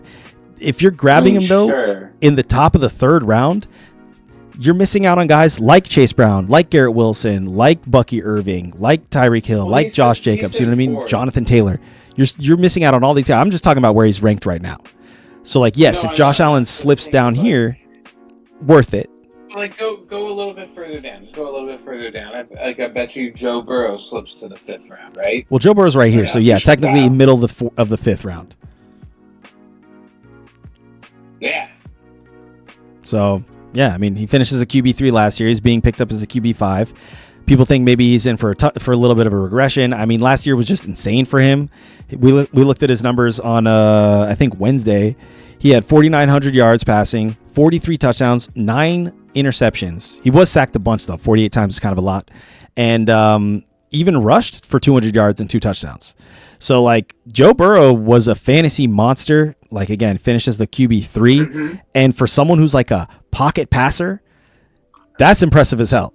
I mean, throwing for almost 5,000 yards. The last time I think we saw 5,000 yard season was either, I think, like Drew Brees or like fucking, was it? Oh, no, it was actually Patrick Mahomes. I think he actually had back-to-back 5,000 plus yard seasons. But then before that, it was like Peyton Manning and like Drew Brees. And like, so it doesn't happen a lot, right? And the conditions have to be right. To achieve that. And the conditions are perfect if we're talking about for the Bengals right now. We're talking about a shit defense. We're talking about a locked and loaded offense with a guy who should have probably gotten MVP last year in Joe Burrow at the quarterback position. The only reason why he didn't is because, Bengals lost some really close games. And I think that just factored in a little bit. And maybe it was like Josh Allen was due for one. He probably earned it as well. But Joe Burrow could easily return to that form this year. I don't see why he shouldn't be able to. And I actually love the idea of him winning MVP this year. Obviously, it would make me happy. I'm a Bengals fan, and I'm probably going to go to Vegas next week for my birthday and bet on it to happen. So that's going to happen. But I actually am very high on Joe Burrow. I think he's going like right around, a little bit lower than maybe he should be, to be honest. Even though it is the 4th or 5th round. Hey, what's up, Zuthis? How you doing, man? Good to see you, bro. Nice, Brizzy. You like Burrow over Josh? I mean, yeah, he's a little cheaper, and he could easily finish right around in that same area. So I definitely agree with that as well. Joe Burrow, if we look at QB rankings here, last year, I want to look at the... He balled out. He was my joke. We already know this. Yeah, I just want to look at points, though. Will he be my joke in back-to-back years, though? That's what I don't know. Wait, why is this happening? Are you going to try and snipe him this year for me? I mean, I don't take quarterbacks that high. Just want to say I see how the stream's doing. Man, we're doing good, man. We're cranking through these. We're actually taking a little bit of time getting sidetracked talking about like other draft stuff, but yeah, we're blasting through these we just need to depth get charts. Titans done, which will be quick. Yeah, Tennessee Titans will be pretty quick. We will talk about Calvin Ridley, Cam Ward a little bit, Tony Pollard for sure. Maybe dabble with Lockett and Van Jefferson. But I actually will bring up Chig as well. Someone in my league last year had Chase Brown and Chase. So Jamar Chase Brown, and Joe Burrow. That's like the three-headed monster. I mean, it's crazy to think that having three different players on the same team is like a viable fantasy strategy. But again, in a high-scoring offense like the Bengals, you can see having multiple guys on the same team. Like I could see having Jamar Chase and T. Higgins, right? I could see having Jamar Chase and Chase Brown. You know, those are two guys, like, and not, Son's the quarterback, right? Because normally you like stack the quarterback. You wouldn't, to be honest. That's fine. It's not like the greatest strategy. I'm just saying there are some situations. Hey, what's up, Carell Trio Lucas? Thank you for the follow, bro. Appreciate you. In some situations, that does end up being viable. The Bengals are one of those scenarios. I think the Eagles are kind of like that too. A lot of those guys score a lot of points on a consistent basis, as well as the Lions. The Lions are a team like that where like four of those guys are fantasy relevant any given week. You know what I mean? So it's like, it's rare, but it happens. Brown and Bucky will have a better season and better red zone offense. You talking about Chase Brown? Yeah, probably. Oh no, I mean, I wouldn't take Kyron over Bucky or Brown. Oh, I see what you're saying. Oh, did somebody ask, would you take Kyron over? Oh yeah, Brizzy asked that. All right, I missed that. Would you take Kyron over Brown or Bucky? I would not. I would also not do that. No. Take the young guys. Yeah, you're definitely taking the young dudes. But anyways, so let's move on to anything else to talk about the Jags. I don't think we really need to discuss anything more. Like, time for the Titans in a quick little fashion. Yeah. Hey, I have 5th pick and my friend the 12th pick. So you have 5th pick and your friend has the 12th pick in a 14-man league. He wants to trade both the 4th and 5th picks. Should you do it? So you'd be trading 4th and 5th picks to each other. So whatever your 4th pick is and his 4th pick, you're just basically swapping picks. Do you have any choice over what those picks are, or is it just like whatever they decide to pick is what you end up getting? I don't think that would be it. Okay. Hell no. I don't know if I would do that. You said you have the 12th pick. No, you have the 5th pick. Okay, so that means in the 4th round, you're drafting on the back end of that. And in the 5th round, you get backs to back in the 4th, 5th round. Let's see. Let's actually do the math here, because if you get the 5th pick, that means you're getting somebody like, is it PPR? Full PPR? Yeah, you get to choose them. Okay, cool. Is it full PPR though? Let's take a look at PPR rankings. If it's full PPR, you're looking at guys with the 5th pick, like Jahmyr Gibbs, you have an opportunity to get Saquon Barkley, maybe even Justin Jefferson if he slides a little bit. Potentially Malik Neighbors if you're looking to reach for a wide receiver. I would probably go Amon-Ra over any of these other wide receivers if you're going wide receiver. I think in the 5th pick, you're probably locked into either Saquon or Jahmyr Gibbs if those two guys are there, even in a PPR. So I think that would end up being your first pick, right? And then you go down all the way down here, 14 plus picks away. So you go 14 and then plus what, like another 7. So let's just say 21. So you're going to be down here, right, by your next pick, maybe even a little later. So you're looking at guys like Garrett Wilson, Lamar Jackson, Bucky Irving for your 2nd pick. If you went running back, now you're looking at wide receivers like Tyreek Hill, who's not great. I'm not stoked about him. Devontae Adams, I'm not really stoked about that situation either. And Mike Evans, who probably would end up being the guy if you're talking about a wide receiver for your next pick. But I would probably double down on running backs, to be honest. You got great opportunities with guys like Chase Brown, Bucky Irving, if they're still there, maybe even Josh Jacobs or Jonathan Taylor. I'm picking up over these other wide receivers in this area. So it sounds like if you might be going back-to-back running backs unless you go like a wide receiver up here with your first pick, which would be like an Amon or a Puka or Malik Neighbors, right? Okay, next you're going to go back-to-back with, basically 10 picks later. So if you say picked up like Bucky Irving, you're now looking at guys like Marvin Harrison Jr., DJ Moore, Alvin Kamara, Terry McLaurin, who's a big question mark right now with his contract situation. Kenneth Walker, James Cook, who's also, like we talked about him earlier, he's a good value at this position. I actually think James Cook is being underdrafted a little bit if we're looking at these rankings, right? I'm higher on him than I am on Kenneth Walker, on Alvin Kamara, on Kyron Williams for that matter, which is crazy, right? Because Kyron Williams is young, he's on a good team, but like that's largely reliant on and this is how I feel about all the Rams, is if Matthew Stafford is healthy. I know he's been playing, or at least he's been, practicing now, just limitedly. Age, but he's like 36, 37, maybe. I'm not sure how old he is. Matthew Stafford is 37 years old, right? So he's, getting up there. We've seen quarterbacks, though, have success into their 40s, right? We saw it with Tom Brady. We're seeing it kind of with Flacco. Like, how old is Joe Flacco? This guy, this man is 40 years old. So we've seen some decent play from guys in their late 30s to early 40s from the quarterback position. So yeah, if Stafford comes in and he's healthy, then I'm fine with taking Kyron Williams, but I'm worried a little bit about just like the long-term health of Stafford. Like, he will play through injuries, yes. And so like, that makes me a little nervous. Doesn't the Achane stuff seem like CMC last year? It's literally almost identical, dude. It's a little less buzzy because I think he's just like a lower caliber name. Like, he hasn't like been a league winner or anything like that. So, and also just like that team is maybe not as exciting as like the San Francisco 49ers were coming off of that Super Bowl appearance. But like, it definitely gives me all the same vibes. It's a calf, which is hilarious. It's the same part of the body. I wonder if it's the same side of the body, left or right leg. Either way. It's very, hush hush. They haven't really talked about it. We actually looked into his health headlines yesterday. Weren't able to find a whole lot other than just like, yeah, we're hopeful that he gets to play. I will say he hasn't been to Germany yet to visit a specialist. So that at least, we have going for Achane here. Yeah. But yeah, it's definitely similar vibes. Achane probably, he's a little bit younger than CMC was, and I think also just hasn't had as much mileage put on him.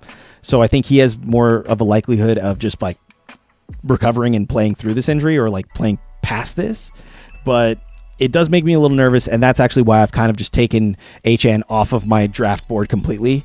Sure, if he like slides to like the third or fourth round, like maybe I'll grab him, but I'm still probably prioritizing other guys in that range anyways, and I'm more than happy to let somebody else handle the Devon Achane headache and just move on from him personally.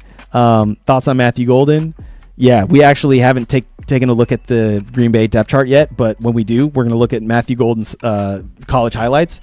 And I think just based off where he's going right now, in the 11th, 10th, 11th round, he's definitely worth like a flyer. Just stash him on your bench. He could be awesome, right? 22 years old, stud coming out of college. I think he's worth stashing for sure.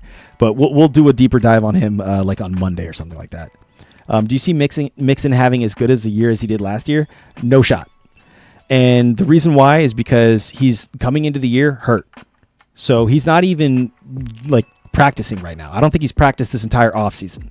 So I think if I'm looking at last year and saying like, damn, he actually had like a great stretch where he didn't dip below 15 points for like 6 straight weeks.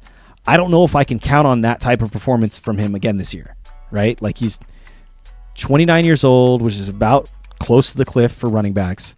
And, unless you're just like super, because we looked into his health, was it today? I think we looked into his health today, right, Matt? Yeah, we did.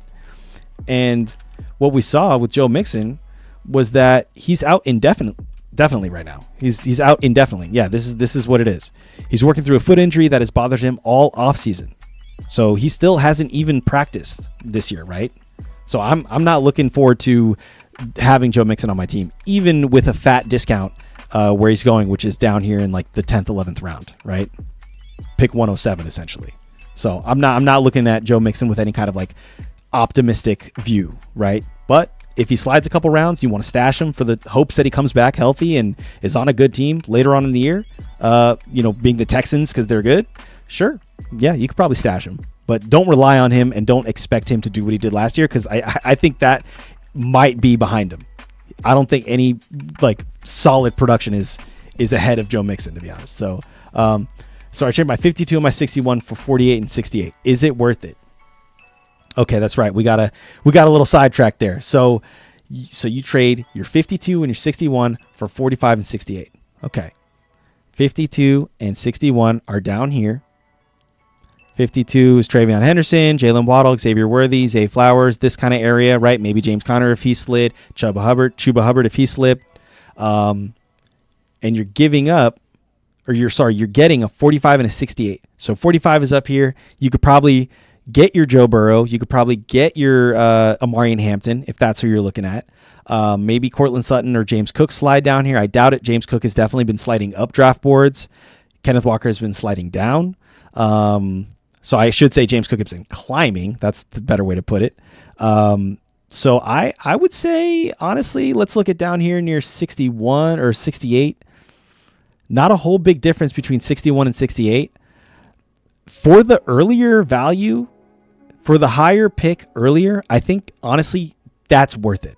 I actually do think that's worth it, because you now are in range to get guys like Joe Burrow, Amari Hampton, maybe even Devontae Smith or Chuba Hubbard, as opposed to being locked in with guys like James Conner, Travion Henderson, Jalen Waddle. Like, that's such a big tier break between 45 and 51. Even just those 5 positions, you see such a stark contrast between reliability and player caliber that I think it is worth trading up to get guys like, people are high on DK Metcalf. I don't know if I buy that. I'm a little bit worried about just Pittsburgh in general, and I'm also biased because I'm a Bengals fan. But like, so he's a little too high. But like, again, guys like Joe Burrow, Amari Hampton, who we were really high on, Devontae Smith, who's like a great wide receiver too. And if James Cook even slides a couple, he's in that range. But that I guess would also be a little bit risky again, because I think he's going to climb, more past where he is now. And Zuthas, you're low on DK. Yeah, I think DK is just like, we saw Aaron Rodgers with Garrett Wilson. Do you think DK Metcalf is better than Garrett Wilson? I don't. So if Garrett Wilson was with, again, alongside Lazard and like other guys, I think even Cobb was there for a second to like help make Aaron Rodgers feel comfortable. He didn't look great. So if Aaron Rodgers is the engine to the Pittsburgh offense, which is historically a run first offense anyways, why is DK like being so looked at as like this guy who's going to, ball out of control? And yeah, exactly. Rodgers is one bad snap away from being out again, pretty much. Right. So, and DK was wildly inconsistent last year. What makes people think he's going to be super consistent this year? Right. So I don't know, man. Like, he finished as wide receiver 30, 34 last year, and he missed a little bit of time. But like, I would say his situation was better last year than it is this year. Right. I would trust Geno Smith to be more fantasy relevant for wide receivers than I trust Aaron Rodgers at this day and age. Right. So like, yeah. Anyways, but I would actually say, Cardiero Lucas, I would take that trade. I would trade up in the early 4th round to get, those guys that are in that tier, as opposed to, waiting a little bit later, and I guess missing out on some of those guys in this range, which are, again, Joe Burrows, the Omarion Hamptons, Devontae Smith, the Chuba Hubbards, right, who are much better, in my opinion, than guys like Jalen Waddle, Travion Henderson, Zay Flowers, and if there's a quarterback down here, Patrick Mahomes. Like, are you telling me you'd rather take Patrick Mahomes over Joe Burrow? No fucking shot, right? So, yeah. Nope, taking Joey B over Patrick Mahomes. The Aaron Rodgers engine will stall so fast. Yeah, it really will. Jacoby Myers is a sleeper pick. Low-key could be. Low-key could be. I know we looked at the Raiders the other day. Maybe it was yesterday. I can't even remember anymore. Zeus wants to know why Genti is going high. Genti's going high because it's the Raiders' biggest hope. We were saying yesterday, the Raiders fans every year say this is our year. Genti is the only reason this would be their year. Like, Jacoby Myers might be a sleeper pick, but they don't have like a threatening number one receiver. They have a great tight end, and I think Ashton Genty brings a lot to the table. But again, it's also the unknown factor. What offensive line? Yeah, exactly. Yeah, that's what I'm saying. But also the idea is that he's unknown. Like, nobody really knows. He could just ball out. It could just be like, so like they're just going high. I mean, like last year, so many rookies were going high because it's unknown. So it's just, Jahmyr Gibbs went high and he sat for the first like 3-4 games, remember? Mm-hmm. But then when he came out, he was a baller. But the Lions have a great offensive line though too, so it's like it was, right. So I'm just comparing the rookie hype to rookie hype, not the teams. But it's just that's the idea. Is that like he was the best running back in college last year, and I think people were just looking at it this year and being like, he's gonna ball. Yeah. So I agree with that. I'm not like super high on Ashton Genty. I think it's a little risky. But when do you stream? We just started streaming again starting Wednesday. I try to do every Tuesday and Friday. But because we've missed a bunch of streams for the preseason, we've been just cranking through these. So we've streamed back-to-back days now. We might do more weekend streams as well. I'm not sure, but my minimum that I'm going to do, hopefully, is going to be Tuesdays and Fridays at around 3:30 to 4 p.m. Pacific time. So, that gives us Tuesday waiver period days, and then also gives us Friday before the weekend to sort of talk about lineups and stuff before players, before matchups and stuff, and, sort of review what happened on Thursday Night Football. So, I feel like those are 2 good days. We might be able to add more depending on how schedules look, but those are when we stream for the most part. You like him as a player? You just want to take him in the second round? Yeah, probably. If Ashton slides a little bit, I'll be more than happy to pick him as like my RB2 or something like that. As a third player off the board for me in like a 10-man, 12-man league. But like I probably won't get that opportunity because there's going to be someone out there who's just going to pick him up because of hype alone. Right? They don't care to look into the situation with the Raiders. They don't really care, about like any of the stuff. They saw his tape in college or they know how good he was. And they're like, you know what? I want this dude on my team. He's a stud. I want to root for him, blah, blah, blah. Maybe I'm a Raiders fan too. Who knows? Right? So I could definitely see him going early in some drafts just because like that's just the narrative around him. That said, Brizzy brought up Jacoby Myers. I want to just take a quick moment to point out like Jacoby Myers finished as wide receiver 36 last year, currently going at wide receiver 38, so right around where he finished, and had some decent games, but was largely inconsistent, and this year is being forced to essentially be that number one guy in Las Vegas, right? Like, yeah, I know there's, who do we look at? Like Hunter Renfrow and then Trey Tucker or something like that. Is Hunter even still there? Honestly, I completely spaced. But you got Trey Tucker and like a couple of the guys. And then that rookie who you looked at, like Peck or whatever his name is. How do I feel about Krosky Merritt? I think the hype is a little too wild on him. And exactly. The division has a no-fly zone for sure. So I think Jacoby will get volume. But like this, like we saw last year, even when he gets volume, it's like, yeah, he'll have 121 yards over on 10 catches. That's actually against Denver, which is kind of crazy. But then he'll go 67 yards on 10 targets for 7 catches, 9 targets for only 5 catches, 59 yards, no touchdown. And then he'll dip down, but like he's going to get the targets, no doubt. Is JSN a second or third round pick? I'd probably say closer to third round pick if you're talking about like a 10-man league. Probably could be maybe arguably a second round pick if you're in deeper leagues, but he's going right here. He's ranked 21. I think it's a little risky even at this draft position. I know he looked good last year. He finished as a wide receiver 9. He had pretty great volume as well, but that was with a different quarterback. So, we're now looking at a new quarterback in Seattle, which we haven't looked at the depth chart there yet, so we don't know like the whole situation. But I'm not excited about his prospect personally, and I think he's also in kind of a tough division that this is a little bit too high of a draft position for me. If he slides, sure, I'll pick him up. He's got good floor value. I don't know if his ceiling's great, but he did have some high totals last year. He had a game where he had 180 yards on 7 catches, right? And 2 touchdowns. That's insane. That's an insane game.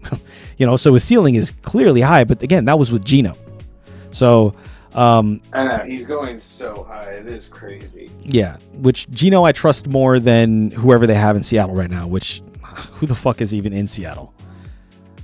Oh my gosh. 1 second, I'll look at that. We got to talk about Tennessee though. I know we got to really get on Tennessee. It's fucking Sam Darnold. That's right, Darnold. You think Darnold is better than Geno? I don't know, man. Don't let what you saw in Minnesota fool you, man. Well, really quick, did you see the clip of Sam Darnold going on that podcast with Marshawn Lynch and like the other Seahawks players that are retired? And like Marshawn asked him a question, and like it's just I can't remember exactly what he asked him, but it was just such a Marshawn question. And, like he's just razzing the new quarterback on their team, like making sure he's like up to snuff. Ready to take on the challenge. Yeah, that's funny. No, Geno Smith finished as QB 14 last year. No, I love me some Marshawn Lynch. Geno Smith finished as a QB 14 last year.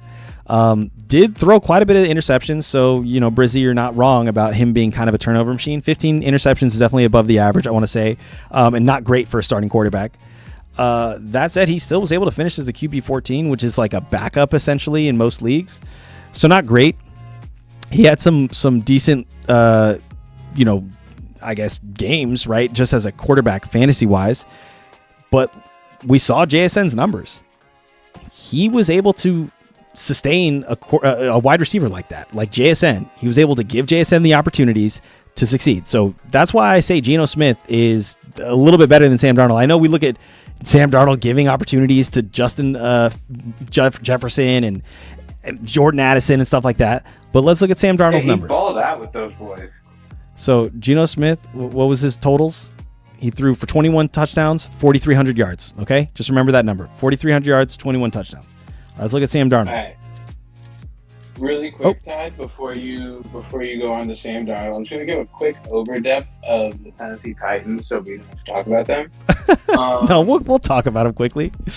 I know we're past our Cam Ward, late round. Tyler Lockett's old. He's a nobody. Calvin Ridley's questionable. Blah. Tony Pollard, we already know. Van Jefferson's not going to do much. Okonkwo, we already know. We're good on the Tennessee Titans. Okay. Stay Well, away from them. all right. I'll gloss over them, but I thank you for that dissertation, Matt. Appreciate the quick summary. Okay, so you're right. Now we can talk to these guys. Okay, so Sam Darnold finished as a QB8. Actually had a great year. 4,300 yards and 35 touchdowns. Throwing to Justin Jefferson, you're gonna have fun. You're gonna put up some numbers too. So and now he's not just throwing to JSN, he's throwing to Cooper Kupp too. Remember, Cooper Kupp went to the Seahawks. You're right. Yeah, way better points. You're right. I mean, like, there's no comparison here. Like, Geno Smith clearly underperformed last year and absolutely got blown out of the water by Sam Darnold. So there's no comparison. You're absolutely correct.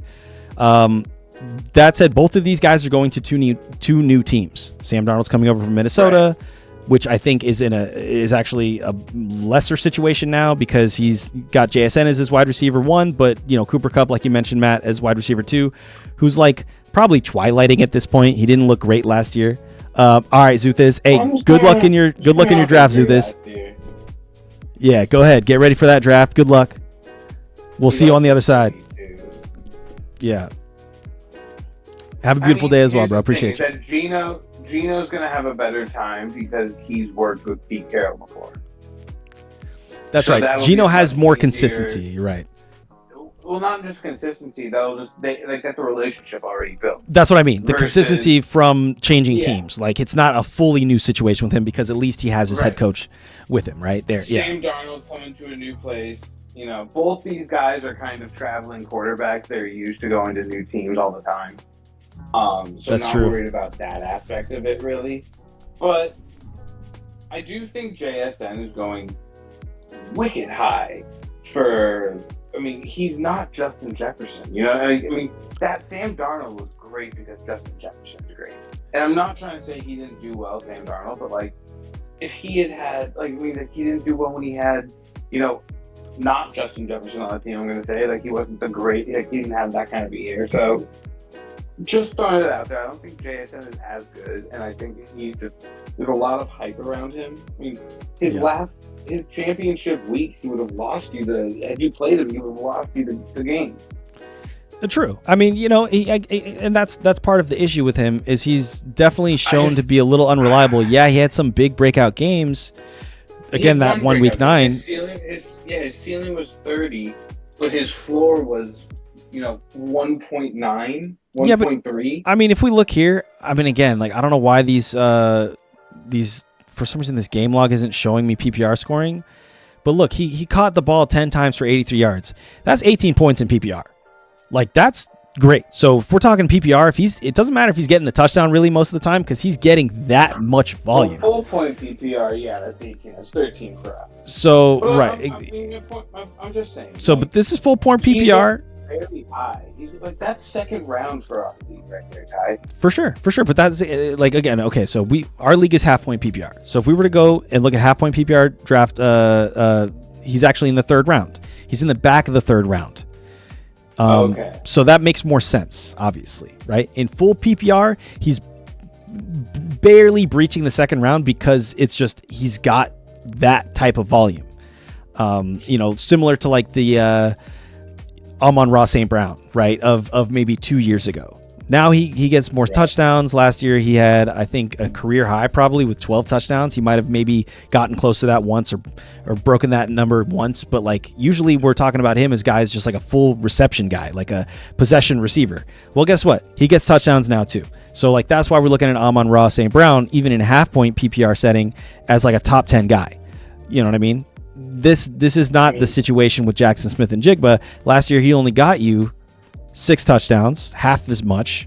And now we're looking at him catching passes from Sam Darnold, who, threw more touchdowns than Geno Smith last year. But like you said, he had Justin Jefferson, who's like, you just throw it up there. That guy fucking goes and gets it. It's just insane with that guy. Jackson Smith and Jigba's not going to do that. J.J. McCarthy is probably going to look like a pimp because he's throwing to Justin Jefferson. Right. So yeah, I don't know how we got on the JSN tangent. I think it was a question actually. Yeah. So yeah, JSN is the second and third round pick. I would actually, if it's full PPR, bump him up closer to the second round. If it's half point or lower, I'm dropping him down to like the closer to the fourth round probably. Right. So that's a probably solid, reasonable take potentially on JSN. Trying to temper expectations there because his consistency was not great outside of just his PPR stats. Right. So, all right. Fair. We finished Jacksonville a long time ago. All right, let's talk about Tennessee very quickly, very, very quickly, because I know you got to go probably. I want to do a quick mock draft if we have time still. And Matt, if you want to hang around for that, feel free.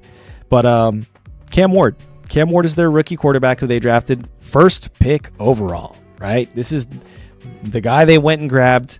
This is their franchise, quote unquote, guy moving forward, right? So I think we owe it to him because he is the first pick overall. That's what I'm saying. We do owe it to him to watch it. Cam Ward, we got to look at his highlights because if you're the first pick overall, it doesn't matter if it's a down year or if it's an up year for the draft. First pick is a first pick, and there's a reason why they were drafted this year. Everyone on that team just looks disgusting. Oh, just bomb production. Hey, let's go. Look like this guy. Okay, so national tier patron. Wait, what? Oh, no, that was something else. Cam Ward, senior, QB number 1, 6'2", 223 pounds. There you go. All right, let's go.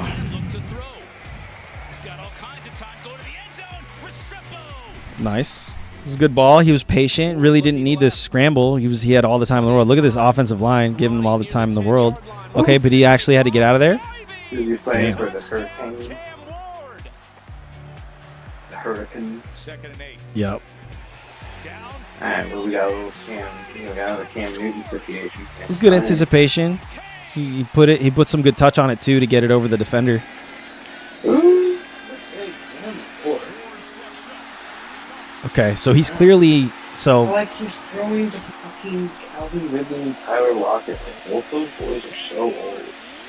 Well, oh shit! Calvin Ridley's 30. Send it. Nice. Tyler Lockett's 30. It's not easy to do. Keep your balance, regain your composure, and then find the open guy in like a pretty tight window. Oh shit! Tony Pollard 28. Dude. Wow, he just saved himself from getting sacked. Cam Ward's 23. The Tony Pollard's 28. Van Jefferson's 29. Calvin Ridley's 30. Tyler Lockett's 32. Like he's a baby on a team full of grandpas. Yeah, the blue plate stuff. All right, Brizzy. Hey, thanks for tuning in. Appreciate you, man. Have a good one as well, and good luck on your drafts this weekend. Dude, he's going to the grandpa club over here. He's basically running a geriatric clinic. Oh my god! Yeah, he's in a nursing home on his offensive weapon. Yeah. Oh my goodness. I mean, he's got good arm strength. He looks great, but like, yeah. I don't see. I wish he had someone better to throw to. Ugh. Like, why couldn't the Giants have lost? You idiot. I mean, I love Penguins, but had the Giants lost, they could have drafted to the Jackson's stupid-ass dart. Could have drafted Cam Ward, and Cam Ward's throwing to neighbors, and Jameis Winston, the backup vet, pumping them all up. Oh, right. No, it's worse than that, I think. The Giants terrible. We'll get to them eventually. We'll get to them. Yeah, Cam Ward does it. I mean, he's just. All I'm seeing is just like a lot of time in the pocket. What's up? The teams he's playing? I don't know. I can't see the scoreboards. Yeah, I can't see like. Okay, he's playing Louisville Cardinals here. I don't know how those guys did last year, but like, dude, what is this? Just like broken coverage for every single goddamn receiver. That's the problem. It's hard to assess this tape because this actually is a great play. And there are some plays that I've seen him with where a play breaks down, he scrambles, and he finds a guy in a tight window. Like that stuff, I really do think is worth noting. But like, sort of like the run of the mill. He drops out. Oh wow, he went out to get that one.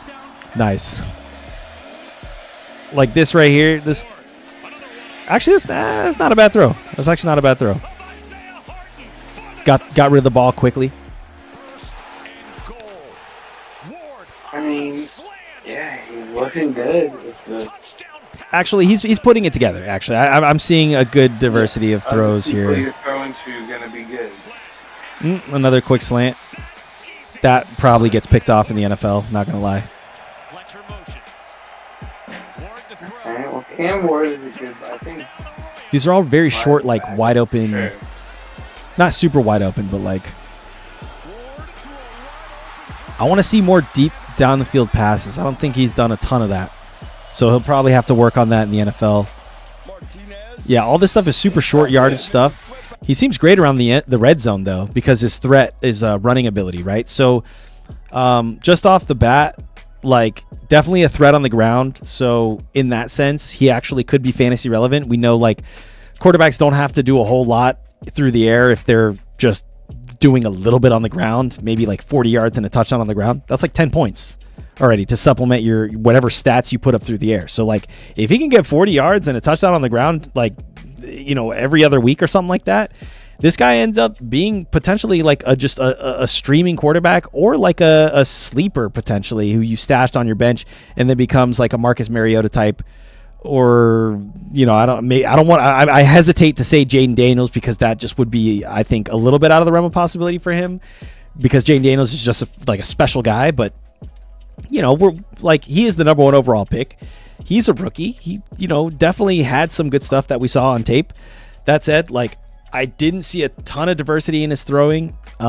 He did have some decent touch passes down the field. I didn't see a ton of long, deep throws that he connected with. So maybe that's an issue for him that he has to work on. Not that he has a ton of like deep threats on this team anyways, on the Titans. Like Tylock, not really going to be a deep threat probably as much as he was in the past. And Van Jefferson, he's also 29 now, you mentioned.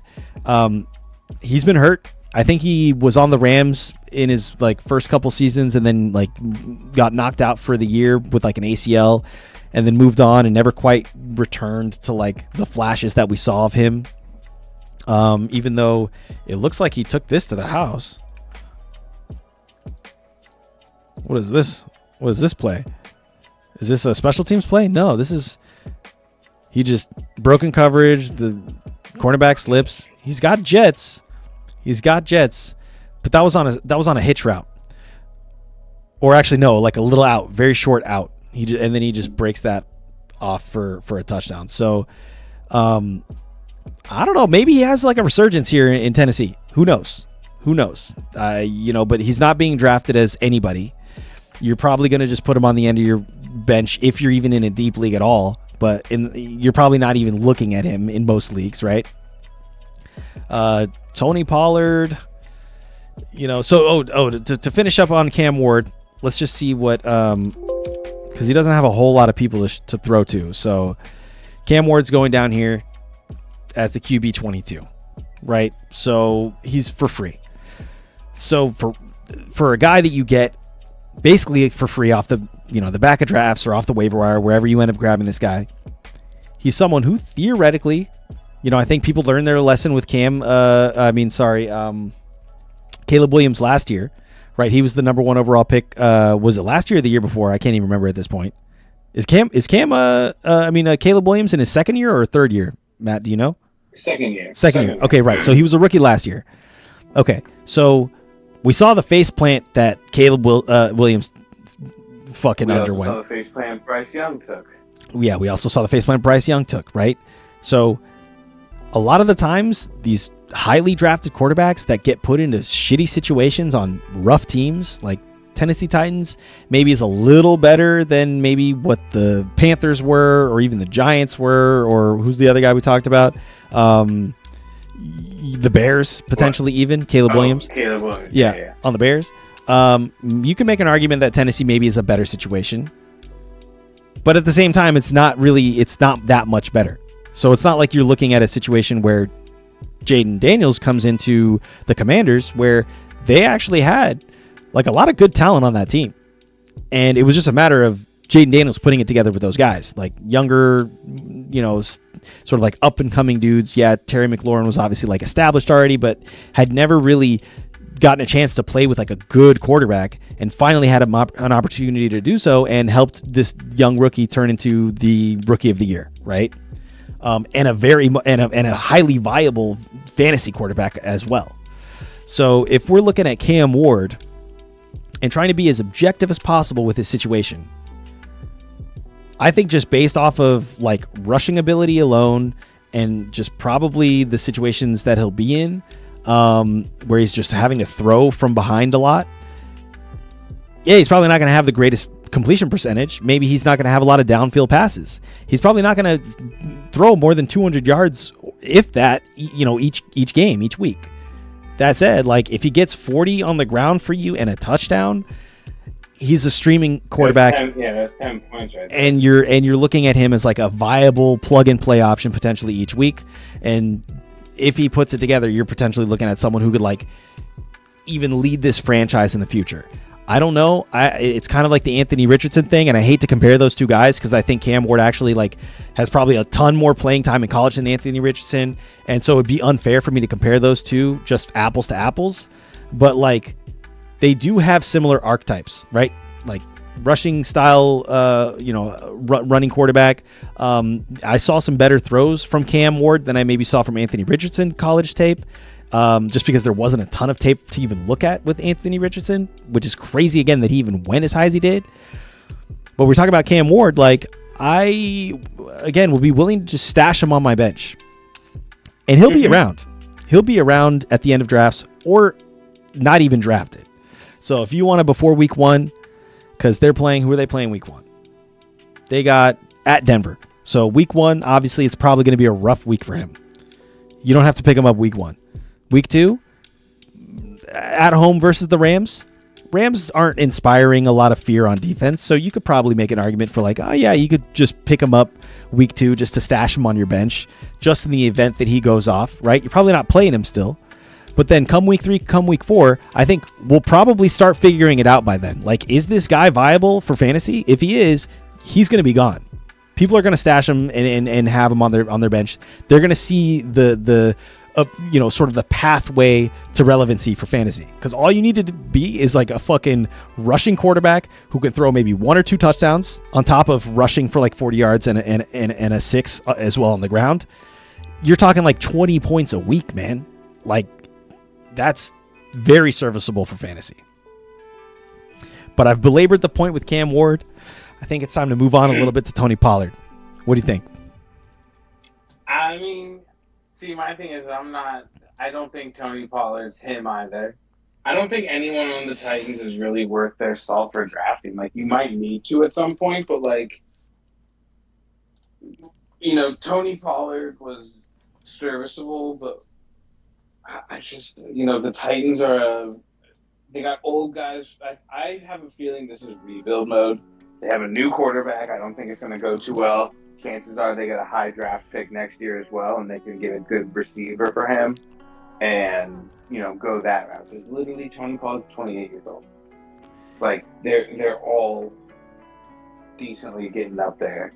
I think it's just a rough one. This is my big takeaway here with the running back situation for Tennessee. Tony Pollard is fine, right? He finished his RB 21 last year, so like fringe RB2, flex kind of guy. He was very matchup dependent. It looked like you know, there were situations where you kind of knew he was going to do well against teams like New England. There were teams where you knew he was going to do poorly against, like Minnesota and the Chargers. He randomly has a good game against the Texans, has a bad game against the Chargers or the Commanders, right? And then finishes the year with like pretty shitty numbers. So he's, again, like a flex, maybe fringe RB2. He finished as like a basically that exact position last year. He's being picked up as more of a flex or bench guy this year. The problem is he's a change of pace back disguised as a starter. He's a change of pace back that teams are forcing into a starting role. You're right. Yeah, he needs someone to handle 1 and 2 that can run it down his throat. Then Tony Pollard can come in for like sweep around, a catch or something. But like, he's not the run it down your throat kind of guy. Yeah, this is the thing I'll say about him. Like, he's definitely been inconsistent, at least since he got to Tennessee. Had some decent ceiling games, though, and gets worked into the passing game a little bit. Like here, he had 6 targets for 4 catches and 33 yards. Never got into the end zone through the air, unfortunately, and had only 5 touchdowns on the ground. So, like, he's very touchdown starved. That's because he wasn't the change of pace. If he was the change of pace on 3rd down, he'd get in the end zone. But you look at Tajay Spears. Tajay Spears had more receiving touchdowns. Probably, but with Tajay Spears, like, we're looking at a guy. Yeah, we're looking at a guy who barely even saw the field last year. There were moments where he would get the nod for, like, I guess the quote unquote start. So 15 carries for 39 yards and a touchdown in week, I guess, was that week 3 or 4 or something like that. Last year against Miami, week 4. So, but his air numbers, you're right, at least he did get 1 touchdown through the air, but it's not like his air numbers were like insane. I guess towards the end of the year, he was getting 7 targets, caught 6 of them for 87 yards and a touchdown. That was his best game by far of the year through the air. But he, you know, isn't like wildly consistent through the air. And honestly, I want to blame that just on the team more than anything. They probably just didn't know how to use this guy. Yeah, but so if we're talking about... Also, who was their quarterback last year? Their quarterback was fucking Will Levis. Not Will Meyer. Will Levis. Will Levis, yeah. Yeah, so, and we know how that panned out. Yeah, so Cam Ward's going to start, obviously, this year. But it's like, you have Cam Ward, okay, who's essentially going to be, I think, eventually, in the long term, your go-to red zone threat, right? Like the Cam Newtons, like the Josh Allens.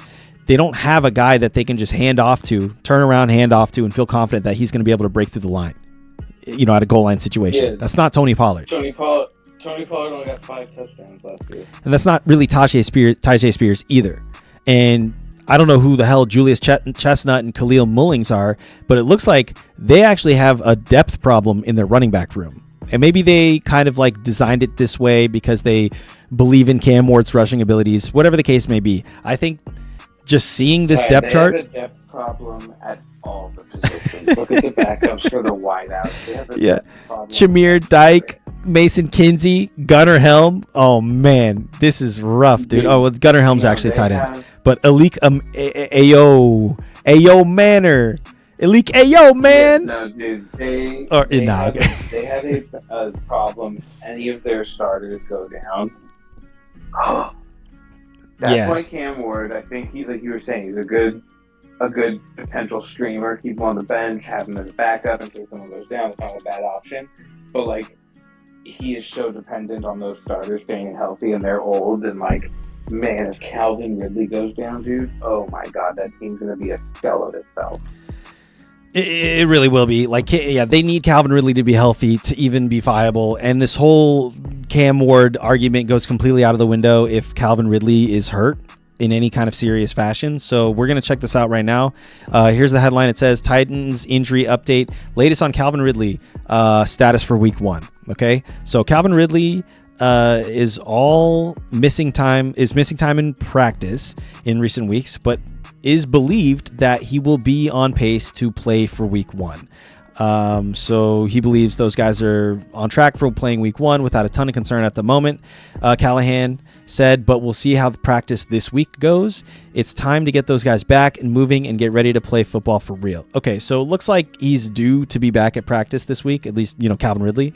So if Calvin Ridley is back at practice this week, I think that kind of like quells a little bit of the, nervousness around there. But like, obviously where he's going right now, Calvin Ridley is going in like the 6th round in 10-team leagues. So that's I think it's relatively high. I mean, like, let's be honest. He has to decently high. He has to be essentially a starter or a flex guy right off the rip for you to feel comfortable picking him up this high, right? So if we're just talking about guys going around here that I would probably pick over him, I mean, immediately I see George Pickens right next to him. I'm picking up George Pickens. It's not even a fucking question. Zay Flowers. Jameson Williams a little bit before him. I'm picking up J-Mo before him as well. If he for some reason I'm looking at Calvin Ridley and Jameson Williams, I'm picking up Jameson Williams. You know what I mean? Who else did you say? Jalen Waddle? Xavier. No, I'm not picking up Jalen Waddle, to be honest. Xavier Worthy? Jalen Waddle. Zay Flowers. Xavier Worthy. Zay Flowers. We talked about Zay Flowers. I'm a little nervous about him, honestly. Listen, I'd rather have him than Calvin. Yeah, he's old. Like, he's on a better team, and he's younger. Yeah. Yeah, and could bounce back this year. Better team, and it has like there's more of a run threat on Baltimore that could potentially allow Zay Flowers to have more options. Like Calvin Ridley's like the option. Yeah, no, I feel you. It's just tough. It's tough. That's why Cam Ward's the pickup on the bench. I think. I don't think anyone. That's what I was saying. I was making a joke about it, but I don't think anyone from Tennessee is really worth picking up that you're like trying to start. Like Tony Pollard, I think is not going to have a successful year. Like it's not going to do what you wanted to do as a starter.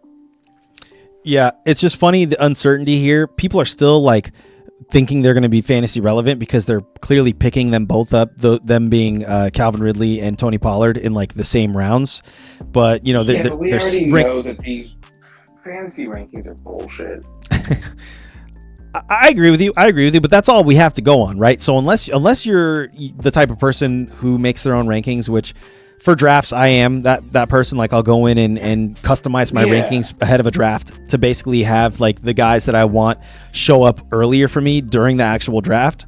I think, NFL.com allows you to do this. I think Yahoo allows you to do this. I'm not sure about ESPN if you can customize your own rankings, but like I would recommend doing that ahead of time. We live by the rules, go get your guy. We live by the rules, go get your guy. Go get your guy. Exactly.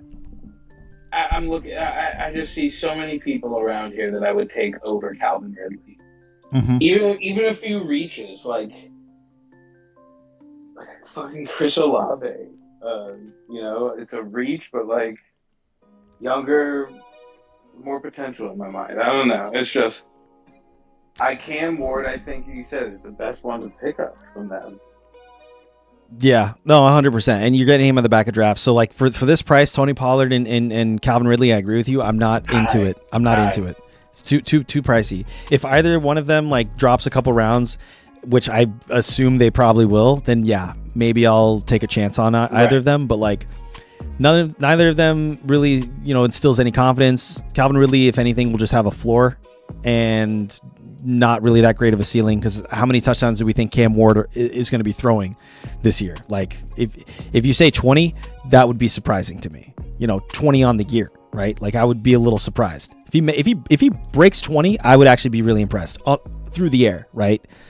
He'll probably run for like 5 to 7 this year, right? So and if he breaks that, then he'll be a relevant fantasy quarterback. But yeah, I agree with you. Other than that, like there's nobody on this team I'm looking at.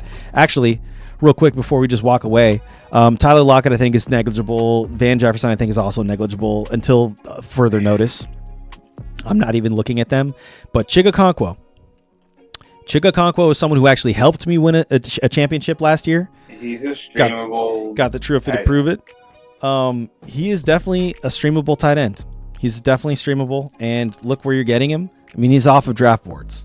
So, like, yeah, I understand the situation was different last year. It's a different quarterback. So it's yet to be seen whether Cam Ward even targets his tight end to any kind of significant fashion or not to make Chig relevant. But if he does, Chig does have the talent and the ability and the potential opportunity to be a guy who like is again a streaming quarterback, potentially, ends up getting you like 10 points here and there, right? So, he only got 2 touchdowns, but I don't know. So just don't forget about Chig. Again, like you're probably not really drafting him even at this point. Like I don't think you're picking him up to be a backup tight end even at this point, right? Like you're definitely, if you punt it on tight end and he's your starting tight end, you're probably still feeling a little worried about it.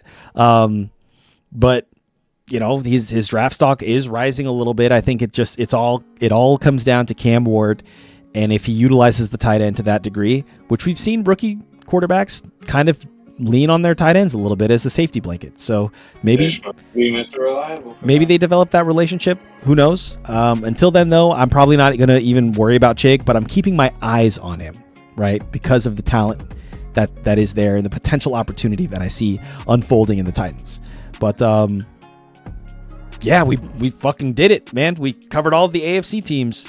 Next up, NFC. So on Monday, we'll probably, unless we stream tomorrow, but I doubt it, probably take tomorrow off. But Monday, we'll try to get back in the mix with the NFC West. We'll probably start off with the NFC West. So Monday or Tuesday, that's still to be seen. But today's the last day of preseason, I believe. Maybe tomorrow there might be a couple games, but I think they're all today. So no more football until regular season. So that's exciting. So good luck to everybody on your drafts this weekend. And if we don't see you tomorrow or Monday, we'll see y'all Tuesday. And thanks to all who tuned in and chatted. And Matt, thanks for being a part of this as always. And we'll catch everybody later. Peace, y'all. Amazing. Yeah, amazing. All right. Peace.